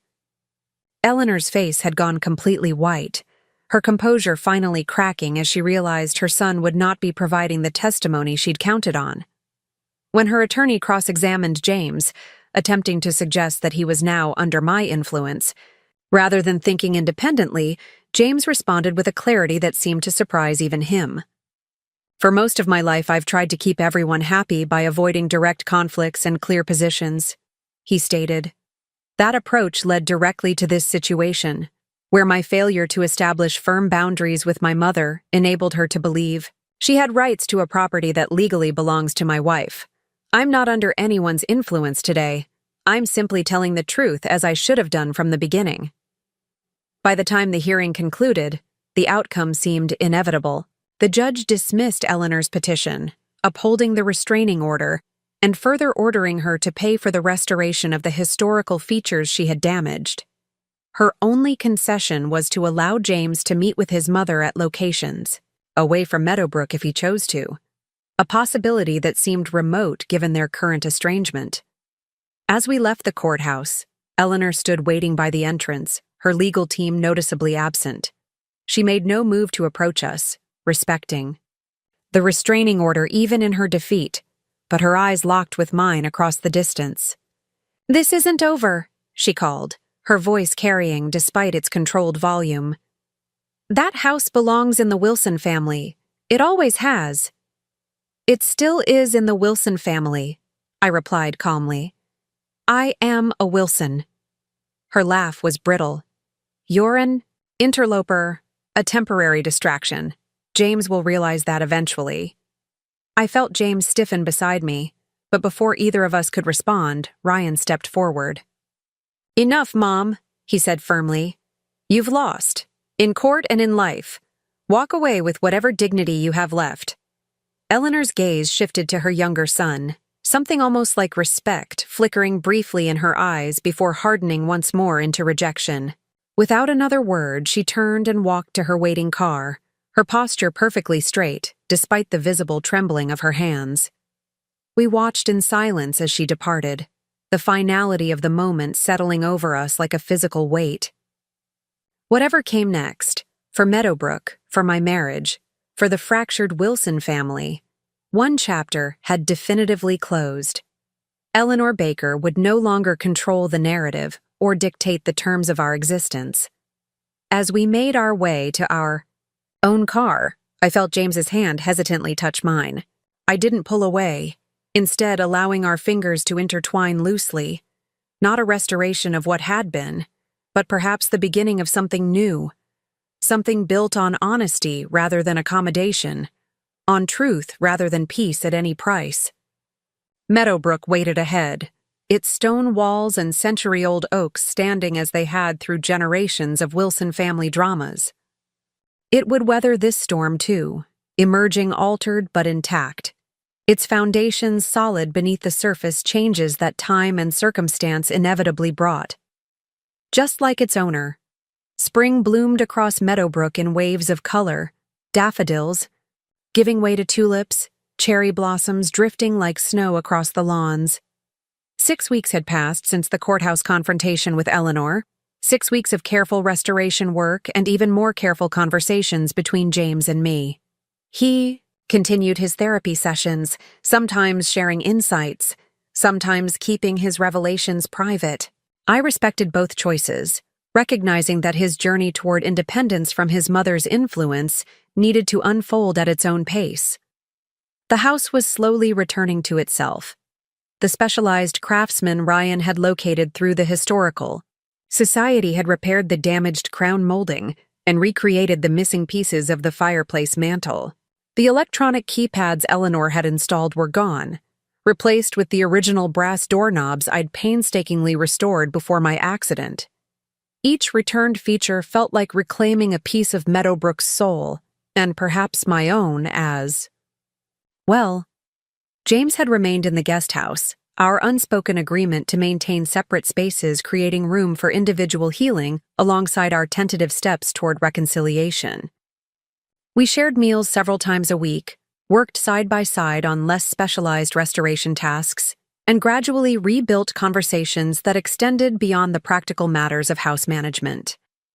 I was in the garden on a particularly glorious April morning, carefully tending to the heritage roses Gregory had loved, when my phone rang with a number I didn't recognize. "Mrs. Wilson?" a hesitant female voice inquired when I answered. "This is Margaret Chen from Silver Creek Assisted Living. I'm calling about Eleanor Baker." My hand tightened involuntarily around the pruning shears I'd been using. "What about her?" "She's listed you as her emergency contact for medical decisions," Margaret explained, sounding surprised herself at this information. "She was admitted to Silver Lake Memorial Hospital yesterday after a fall in her apartment. Nothing life-threatening," she added quickly, "but they're recommending short-term rehabilitation care once she's discharged, and we need authorization from her medical proxy." I sat back on my heels, momentarily speechless. Eleanor had named me her medical proxy? It made no sense given our history, especially after the restraining order and failed legal challenge. "There must be some mistake," I finally managed. "Mrs. Baker and I have a complicated relationship. She would never have chosen me for this role." "The paperwork was filed last week," Margaret confirmed. She was quite explicit that decisions should not default to her son James, due to what she termed emotional entanglement. The only other name on her form is Ryan Wilson, but he's listed as secondary and we haven't been able to reach him. The situation felt surreal, like a trap Eleanor had somehow engineered despite her diminished circumstances. I thought of the restraining order, still in effect, that legally prevented me from being within 500 feet of her. "I have a restraining order against Mrs. Baker," I explained. "I can't legally visit her at the hospital even if I wanted to, and I'm certainly not qualified to make medical decisions for someone I'm legally prohibited from approaching." Margaret's pause spoke volumes about the unusual nature of the situation. "I understand this is unexpected," she said diplomatically. "We can continue trying to reach Mr. Ryan Wilson. In the meantime, would you be willing to at least speak with Mrs. Baker's doctor by phone. Dr. Patel can explain her condition and the recommended treatment plan. You wouldn't need to have any direct contact with Mrs. Baker herself. I sighed. Looking out across the garden Gregory had tended so lovingly before passing it into my care. What would he have done in this situation? Despite his justified anger toward his ex-wife, he had always maintained a certain grace in his dealings with her, a refusal to sink to pettiness even when provoked. I'll speak with the doctor, I conceded, but I make no promises about serving as her proxy. There are legal complications here that go beyond a typical family situation. After arranging for Dr. Patel to call me later that afternoon, I set down my phone and stared unseeing at the rose bushes before me. What game was Eleanor playing now? Naming me as her medical proxy seemed designed to create exactly this kind of uncomfortable situation, forcing me to either refuse and appear callous, or accept and become entangled in her life again despite the boundaries I'd fought so hard to establish. I was still sitting in the garden, turning the situation over in my mind, when James found me an hour later. "Everything okay?" he asked, noting my abandoned gardening tools and distracted expression. "You've been out here a while." I looked up at him, weighing how much to share. Our new honesty with each other was still fragile, still being defined, but withholding significant information about his mother seemed counterproductive to the trust we were attempting to rebuild. "Your mother has named me her medical proxy," I said, watching his face closely. "She's in the hospital after a fall." James's expression cycled rapidly through confusion, alarm, and suspicion. "That can't be right. Why would she—" He stopped, realization dawning. "This is another manipulation, isn't it? A way to force contact despite the restraining order." That was my first thought, I admitted. But according to the assisted living administrator, the paperwork was properly filed last week. She specifically excluded you due to emotional entanglement. James sank onto the garden bench beside me, running a hand through his hair in a gesture I recognized as signaling deep frustration. "Is she seriously injured?" "They didn't give details. Dr. Patel is calling this afternoon to discuss her condition and treatment plan." I hesitated, then added, "They're trying to reach Ryan as the secondary contact, but haven't been successful. Yet." "He's in Seattle at a conference until tomorrow," James supplied. "I spoke with him last night." He paused, clearly struggling with his next words. "Do you want me to handle this? I could call Dr. Patel instead." The offer surprised me, not because James was unwilling to help, but because it acknowledged my potential discomfort without attempting to minimize it. The old James would have immediately taken charge, assuming it was his responsibility to manage his mother regardless of her explicit wishes. "Let's see what the doctor says first," I suggested. "But thank you for offering." James nodded, his expression thoughtful. "It's strange that she named you, after everything, unless what? Unless she's genuinely afraid I'll make decisions based on our history rather than her best interests." He looked troubled by the possibility. "Maybe this isn't manipulation. Maybe it's self-preservation."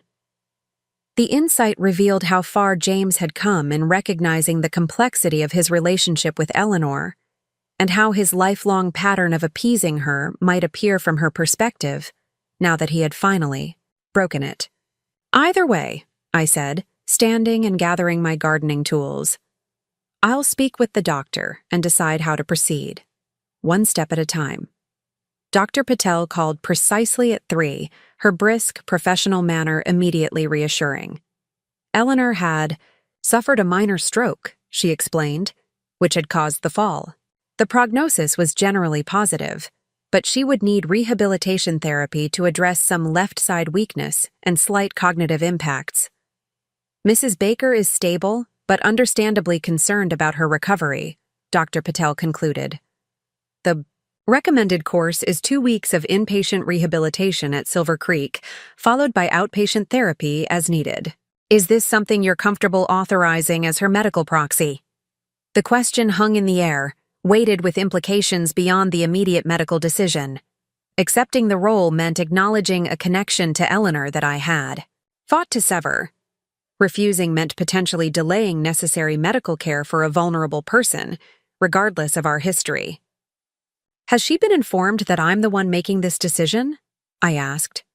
"Yes," Dr. Patel confirmed. "She was alert and oriented when informed. She expressed no objection." That, more than anything, convinced me something had genuinely shifted. The Eleanor Baker I knew would never have quietly accepted my authority in any matter, let alone one concerning her health and independence. "I'll authorize the rehabilitation stay," I decided.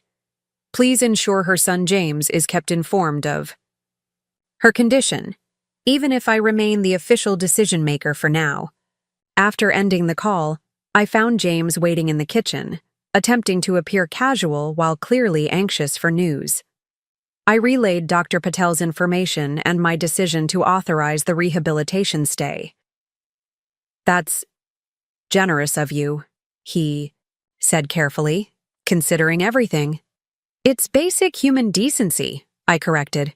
"Whatever our personal conflicts, I wouldn't withhold necessary medical care." I leaned against the counter, suddenly tired. "But I've asked them to keep you informed. You should have access to information about your mother's condition, even if you're not making the formal decisions." James was quiet for a moment, studying me with an expression I couldn't quite read. "You continue to surprise me, Natalie.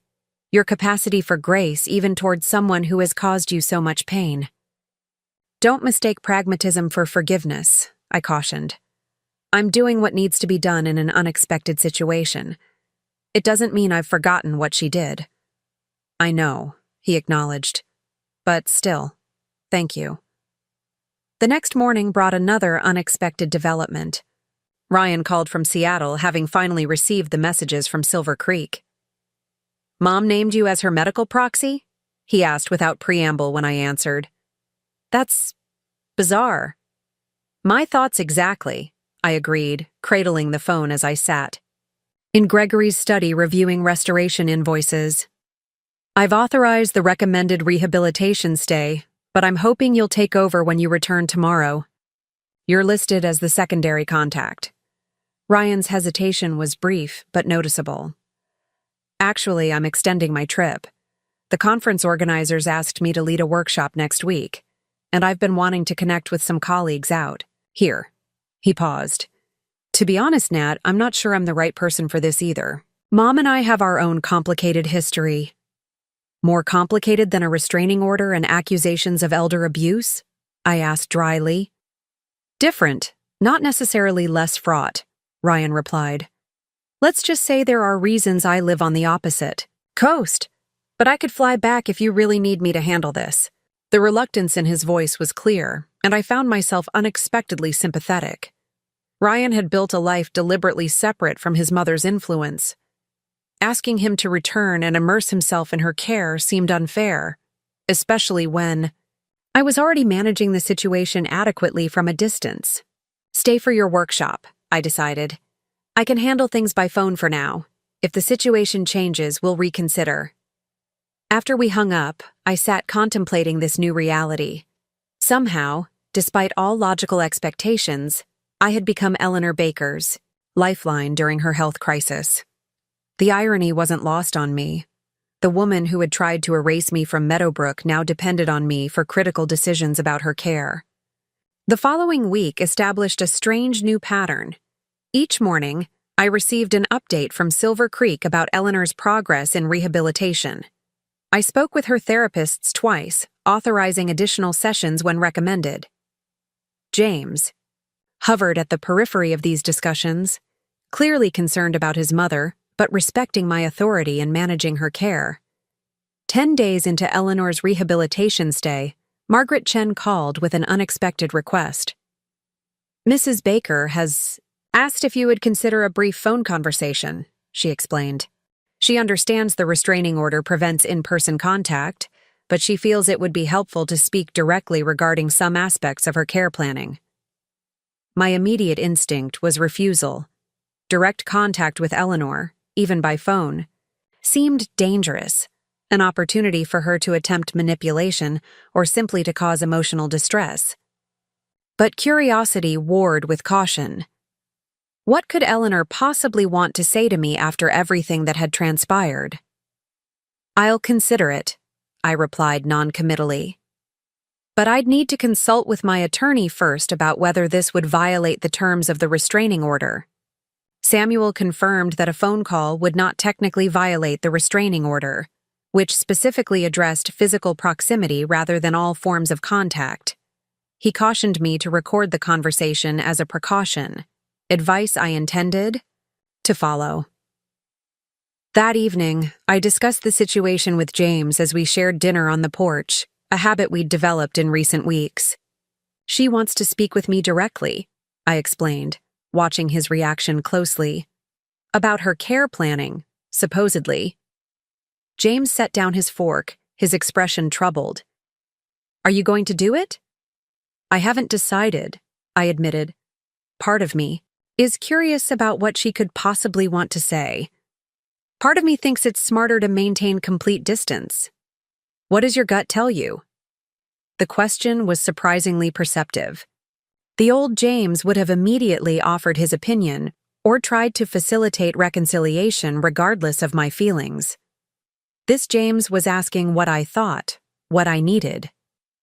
"My gut says there's something she's not saying through intermediaries," I replied after considering, "and that I won't know what it is unless I speak with her directly." James nodded thoughtfully. "Do you want me to be present when you call? Not to intervene, just for support." The offer was tempting. Having James there would provide both emotional backup and a witness to whatever Eleanor might say. But it might also inhibit her from speaking freely, defeating the purpose of direct communication. "I think I need to do this alone," I decided. "But I'll record the conversation as Samuel suggested, so there's documentation if needed." 2 days later, I sat in Gregory's study, phone on the desk before me, recording app ready. At precisely the arranged time, I dialed the number for Eleanor's private room at Silver Creek.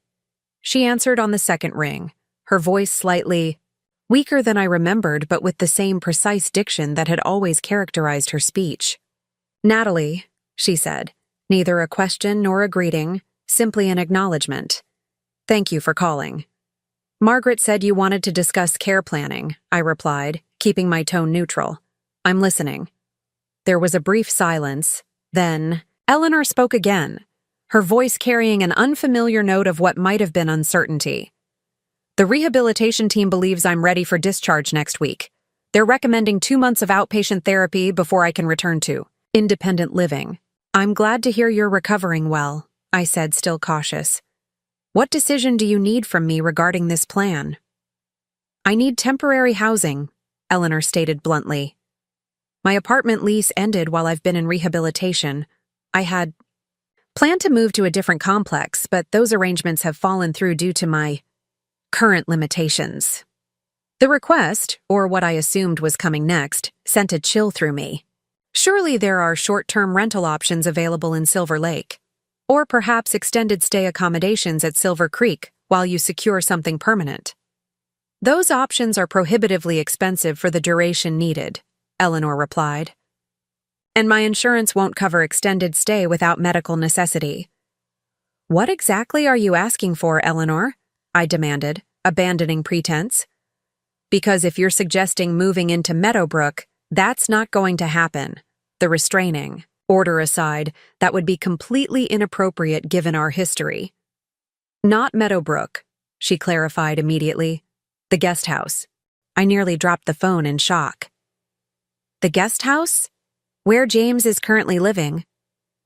"James would be present to assist with practical matters when needed," Eleanor continued, as if my incredulity were simply a request for clarification.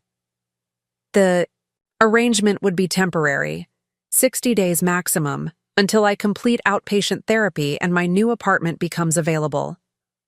The audacity of the request left me momentarily speechless. After everything, the destruction of my property, the legal accusations, the years of undermining my marriage, Eleanor was proposing to move into the guest house on my property, with my husband as her caretaker. "This is completely out of the question," I finally managed. "The restraining order legally prohibits you from coming within 500 feet of Meadowbrook. And even if it didn't, I would never agree to such an arrangement." "The restraining order can be modified for medical necessity," Eleanor countered. "My doctor would support this as the most practical recovery environment: familiar surroundings, family support available, consistent access to outpatient services in Silver Lake." "Eleanor," I said firmly, "I don't know what gave you the impression. This was a possibility, but it's not. I sympathize with your situation, but after what you did to my home and my possessions, inviting you back onto the property in any capacity is not an option I'm willing to consider." There was a long pause, and when Eleanor spoke again, her voice had changed, the commanding tone replaced by something that sounded almost vulnerable. "I understand why you feel that way," she said quietly.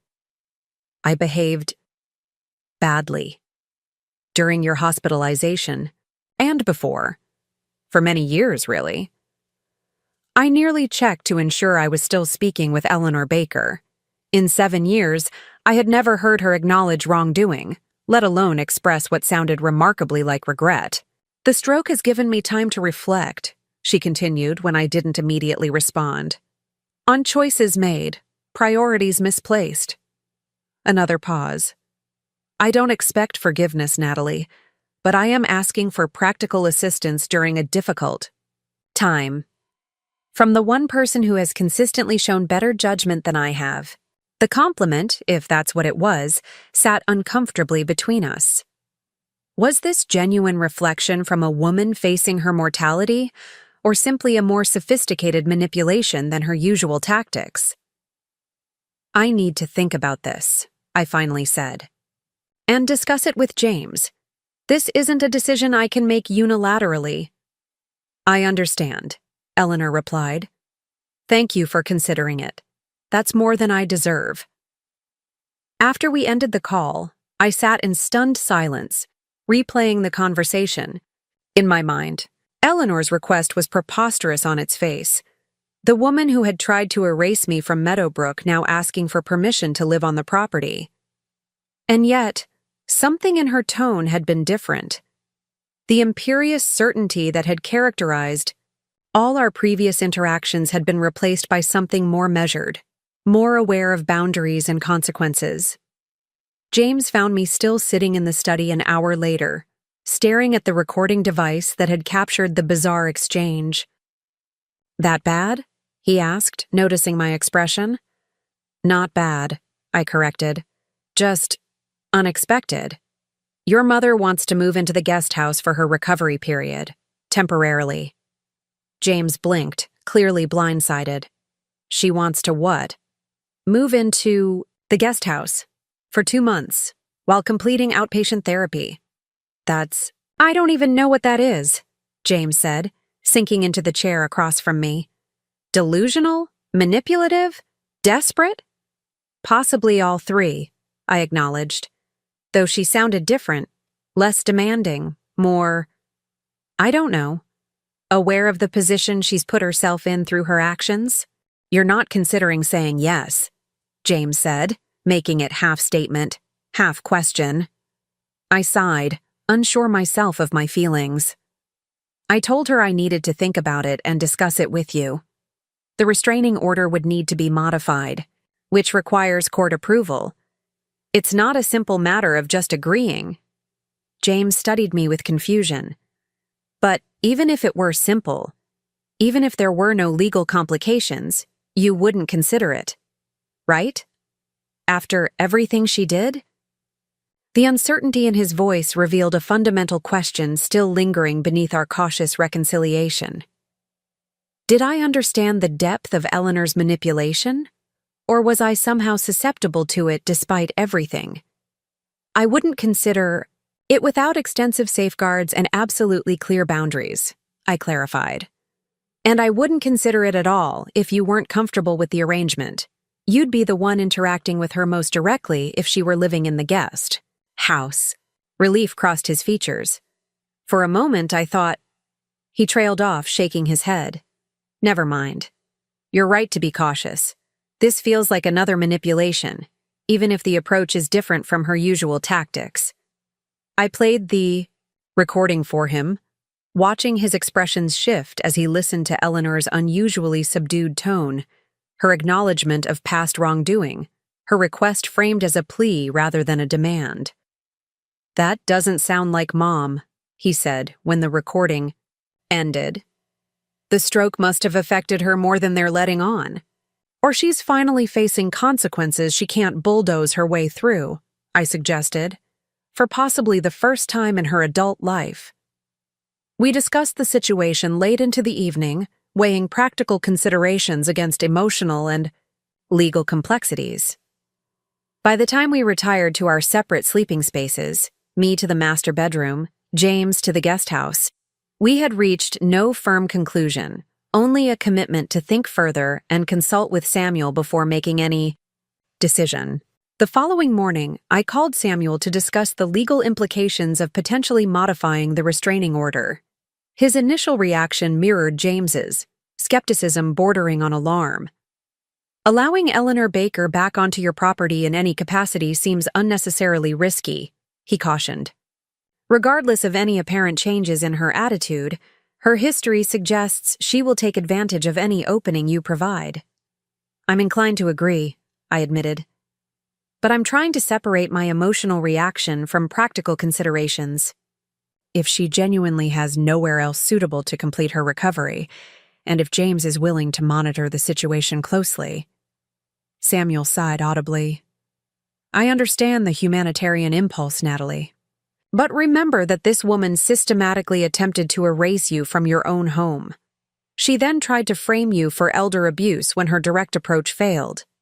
These aren't minor transgressions easily overlooked because of health concerns." "I know," I assured him.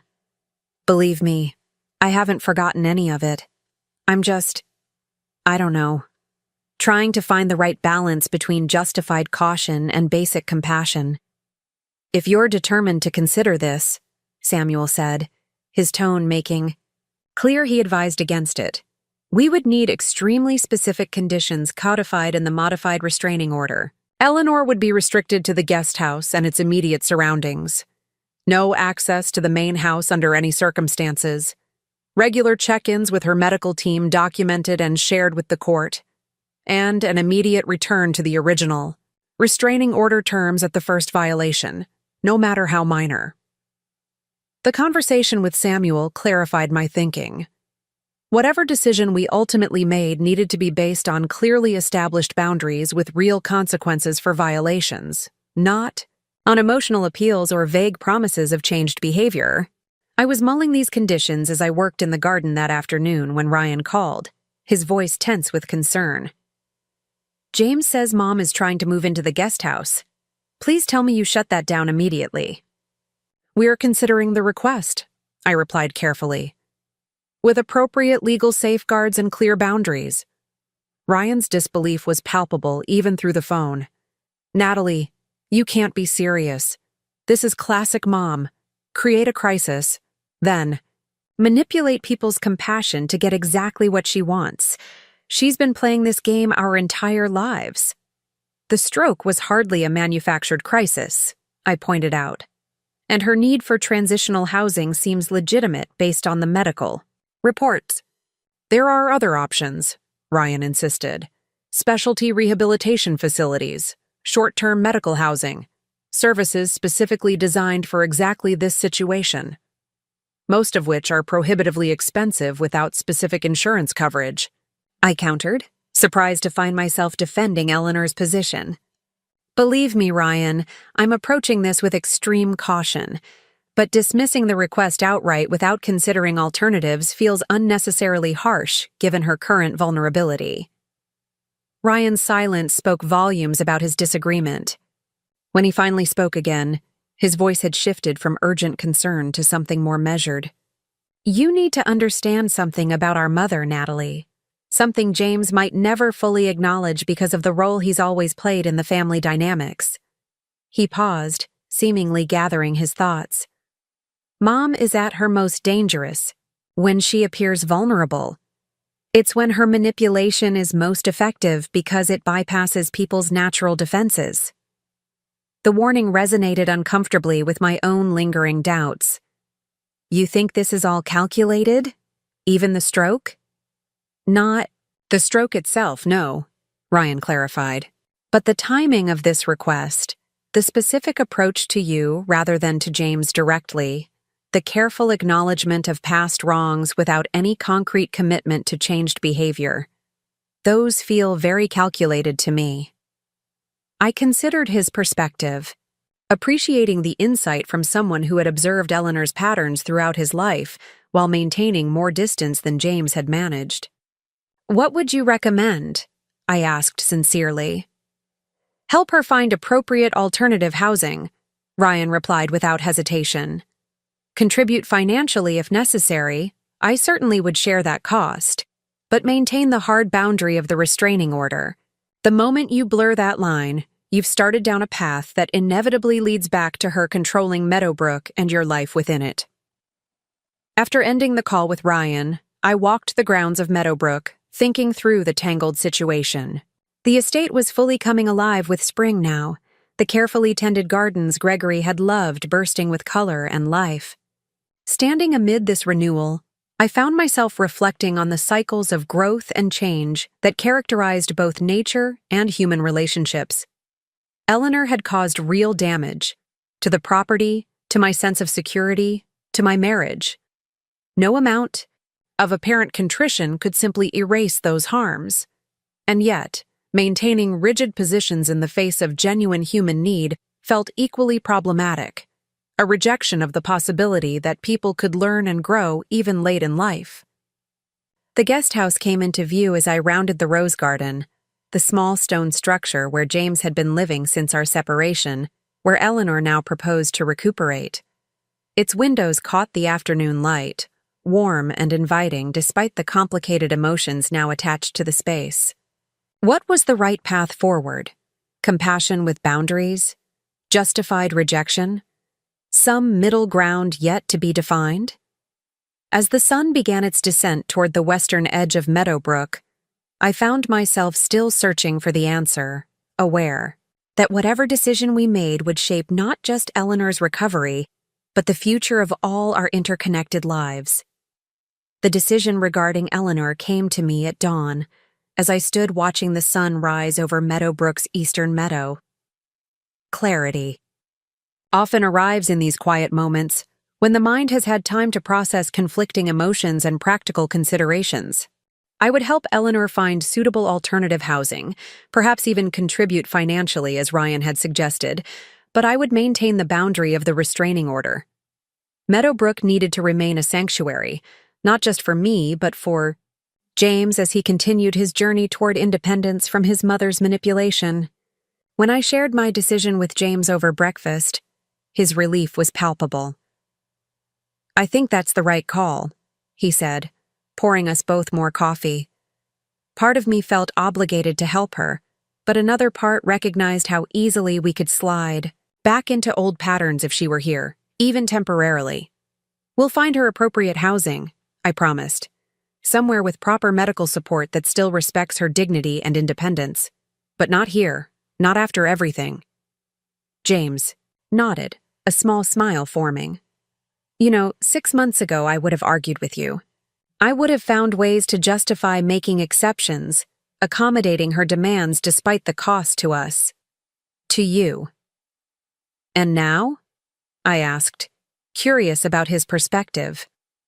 Now I understand that maintaining boundaries isn't about punishment. It's about health, for all of us. He hesitated, then added, My therapist says I've spent my life being the human equivalent of a shock absorber between my mother and everyone else, absorbing her impacts so others wouldn't feel the full force of her demands. But shock absorbers eventually wear out. The metaphor was apt, capturing James's lifelong role in relation to Eleanor. I reached across the table and briefly squeezed. his hand, acknowledging both his insight and the effort it had taken to reach it. Later that morning, I called Silver Creek to inform them of my decision regarding Eleanor's post-discharge housing. Margaret Chen listened sympathetically, agreeing to connect me with their social services coordinator to explore appropriate alternatives. "Mrs. Baker won't be pleased," she cautioned. "She's been quite focused on the guest house plan." "I understand," I replied. "But it's simply not feasible given our history and the existing legal restrictions. Please assure her we're committed to finding a suitable alternative that supports her recovery."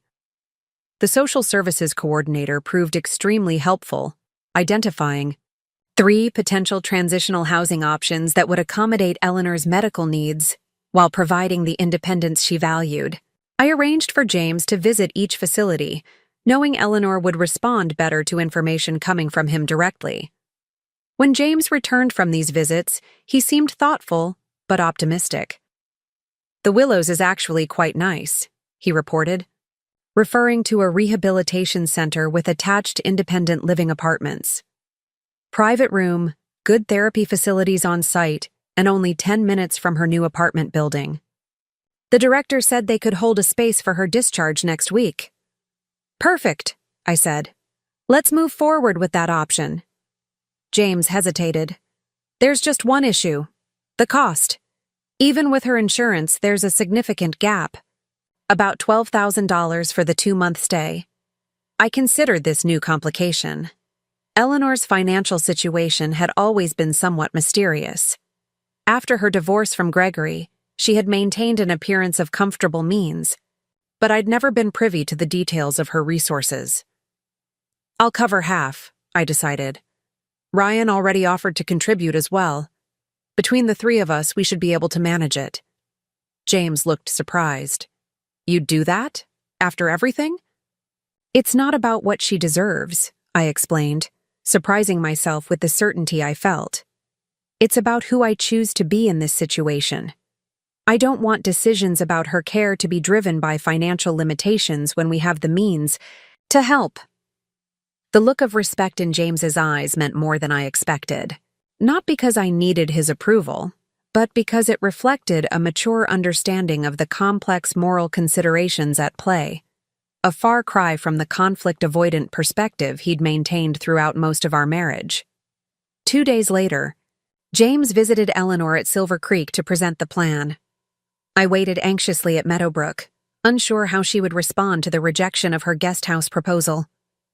When James returned, his expression was difficult to read, neither triumphant nor defeated, but contemplative. "How did she take it?" I asked, as he settled onto the porch swing beside me. "Better than I expected," he admitted.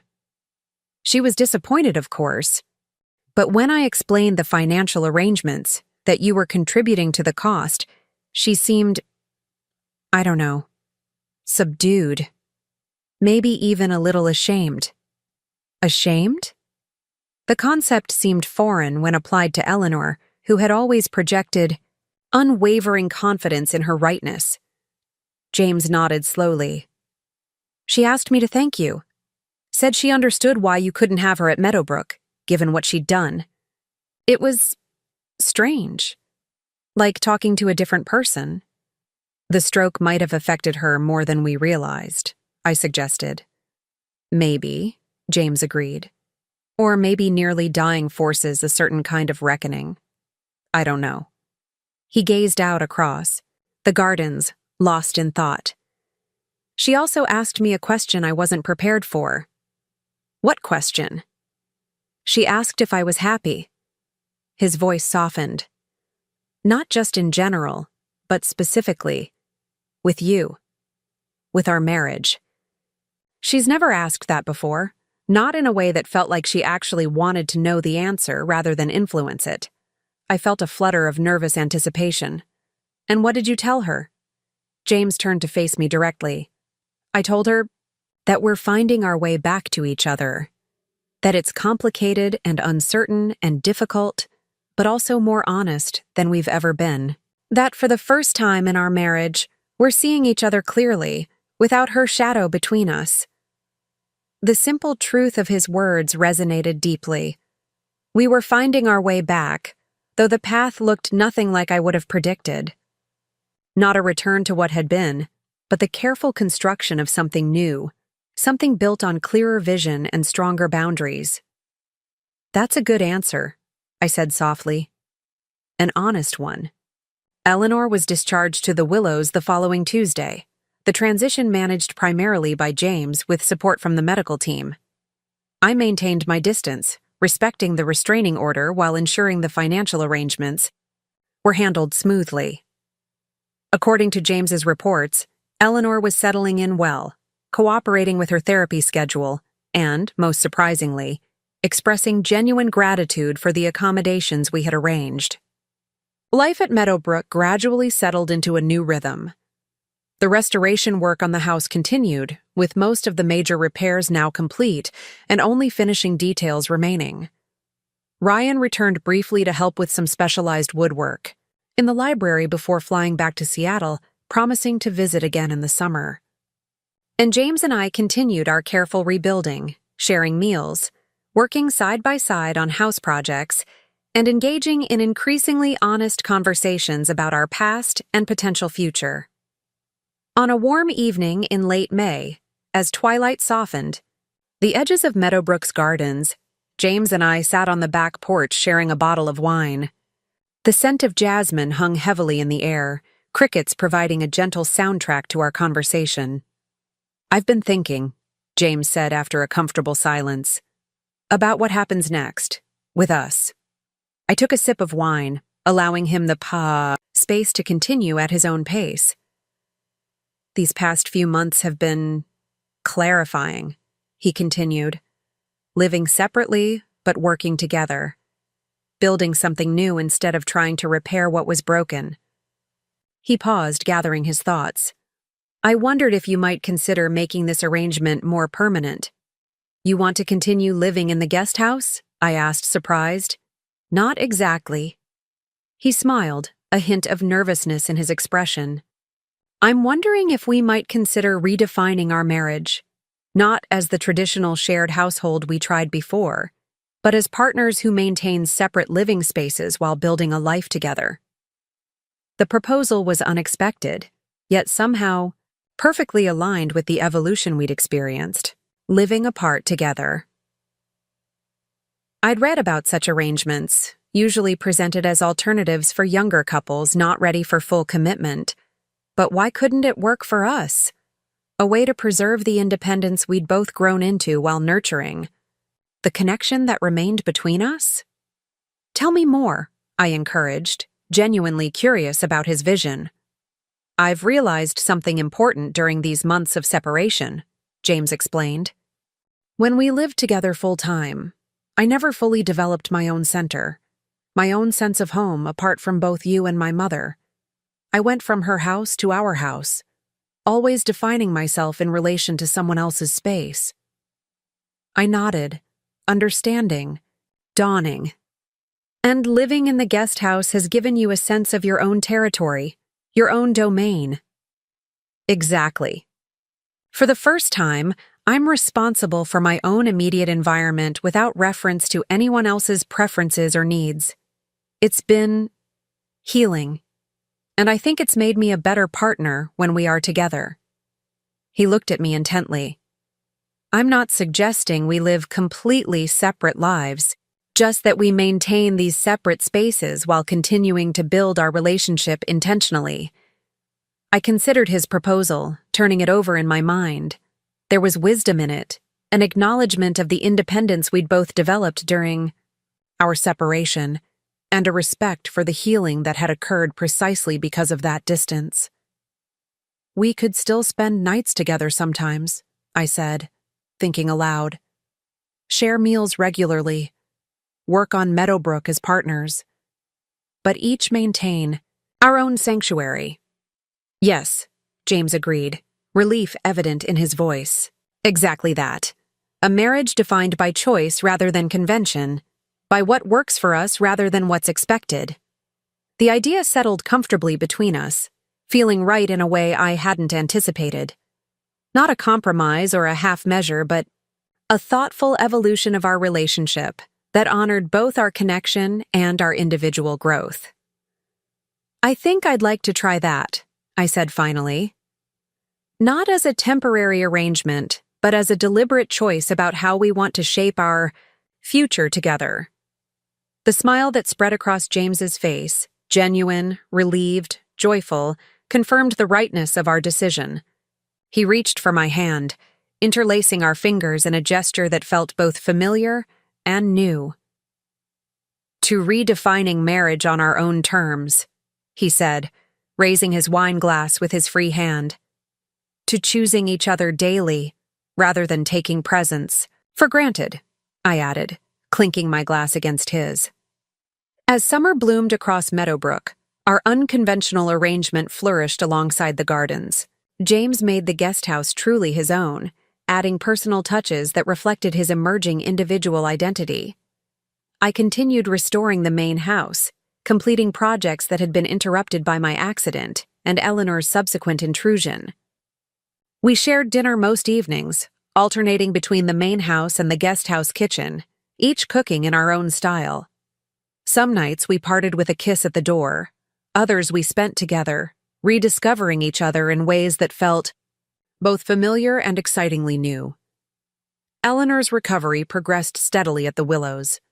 James visited her weekly, reporting that she seemed genuinely focused on her rehabilitation and, surprisingly, respectful of the boundaries we had established. The manipulative tactics and emotional demands that had characterized their relationship for decades were noticeably absent, replaced by what James described as actual conversations about their shared past and separate presents. In late June, as Eleanor's scheduled move to her new apartment approached, she made an unexpected request through James. "She'd like to write to you," he told me one evening as we worked side by side in the vegetable garden. "An actual letter, not a phone call or visit. She says there are things she needs to express that would be easier in writing." I paused in my weeding, considering the request. A letter seemed harmless enough, something I could choose to read or not, respond to, or not, entirely on my own terms.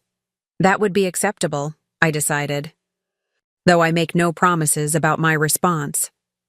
The letter arrived 3 days later, delivered by James rather than mail. Eleanor's distinctive handwriting covered 3 pages of high-quality stationery, her pen strokes firm despite the lingering effects of her stroke. I took the envelope to the quiet sanctuary of Gregory's study, settling into his chair to read whatever Eleanor had felt compelled to communicate. The contents surprised me. Not a justification of her actions or a plea for forgiveness, but a clear-eyed acknowledgement of patterns that had shaped her entire adult life. She wrote of the insecurity that had driven her need for control, of using manipulation to create a sense of safety in a world that had often felt hostile. She acknowledged the damage she had caused, to her relationship with both sons, to her former husband, and most directly to me. "I saw in you something I have never been able to cultivate in myself," she wrote toward the end. "A confidence that emanates from within rather than requiring constant external validation. It threatened me in ways I am only now beginning to understand. I responded by trying to diminish you, to prove your unworthiness to occupy spaces I believed should be mine. It was unconscionable, and I offer no excuses." The letter concluded not with a request for reconciliation, but with a simple expression of gratitude for the assistance we had provided during her recovery, and a commitment to respect the boundaries we had established moving forward. I sat with the letter for a long time, uncertain how to feel about this unexpected vulnerability from a woman who had caused so much disruption in my life.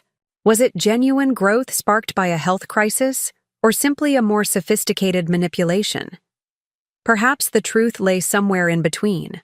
A woman capable of insight but not necessarily consistent change.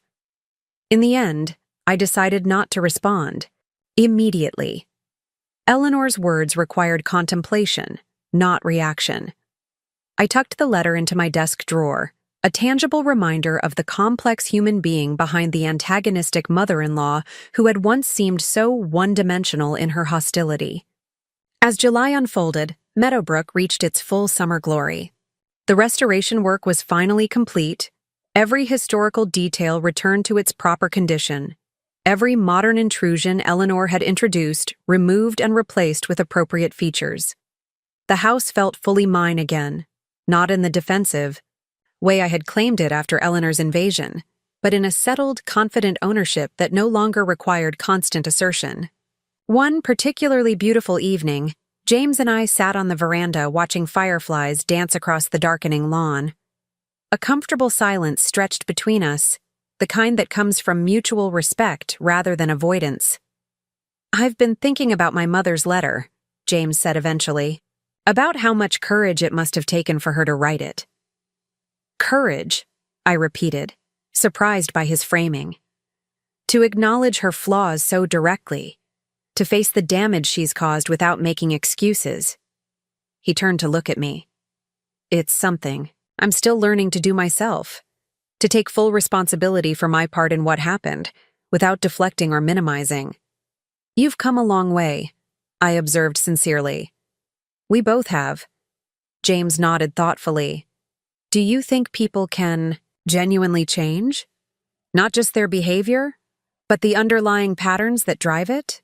I considered the question carefully, thinking of Eleanor's letter, of James's transformation over these past months, of my own evolution from victim to advocate for myself. "I think change is possible," I said slowly. "But it requires both insight and consistent effort.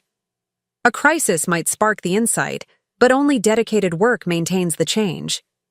I paused, adding, "And the people who've been hurt aren't obligated to stick around waiting to see if the change lasts." "That's fair," James acknowledged. "More than fair, really." As night settled fully over Meadowbrook, I reflected on the journey that had brought us to this moment. My mother-in-law had thrown out my belongings while I lay in a hospital bed, believing she could erase me from a home she felt should never have been mine. Instead, her actions had precipitated a cascade of revelations and transformations that had ultimately strengthened both my claim to Meadowbrook and my sense of self. The estate Gregory had entrusted to me stood beautifully restored around us, its historical integrity preserved while allowing space for new growth and evolution. In many ways, it mirrored what James and I were attempting with our marriage, honoring what deserved preservation while creating space for new patterns better suited to who we had become. Whether Eleanor's apparent transformation would prove lasting remained to be seen. Whether our unconventional marriage would flourish over the long term was similarly uncertain. But sitting there in the gentle summer night, I felt a profound peace with that uncertainty. Some questions don't require immediate answers. Some journeys matter more for the path than the destination. What mattered now was that Meadowbrook was unquestionably mine, not just legally, but in the bone-deep confidence that comes from defending what is yours against those who would take it from you. What mattered was that James and I were building something new and authentic between us, free from his mother's manipulations and our own outdated patterns. What mattered was that I had discovered a strength in myself I might never have recognized without the crisis that forced it to emerge. My mother-in-law had thrown out my things, believing she could claim my place. She hadn't known I owned the entire estate. Not just the property's deed, but its heart and soul, its past and future. Now she knew. Now everyone knew. And that knowledge had changed everything, myself most of all. Up next, you've got 2 more standout stories right on your screen. If this one hit the mark, you won't want to pass these up. Just click and check them out.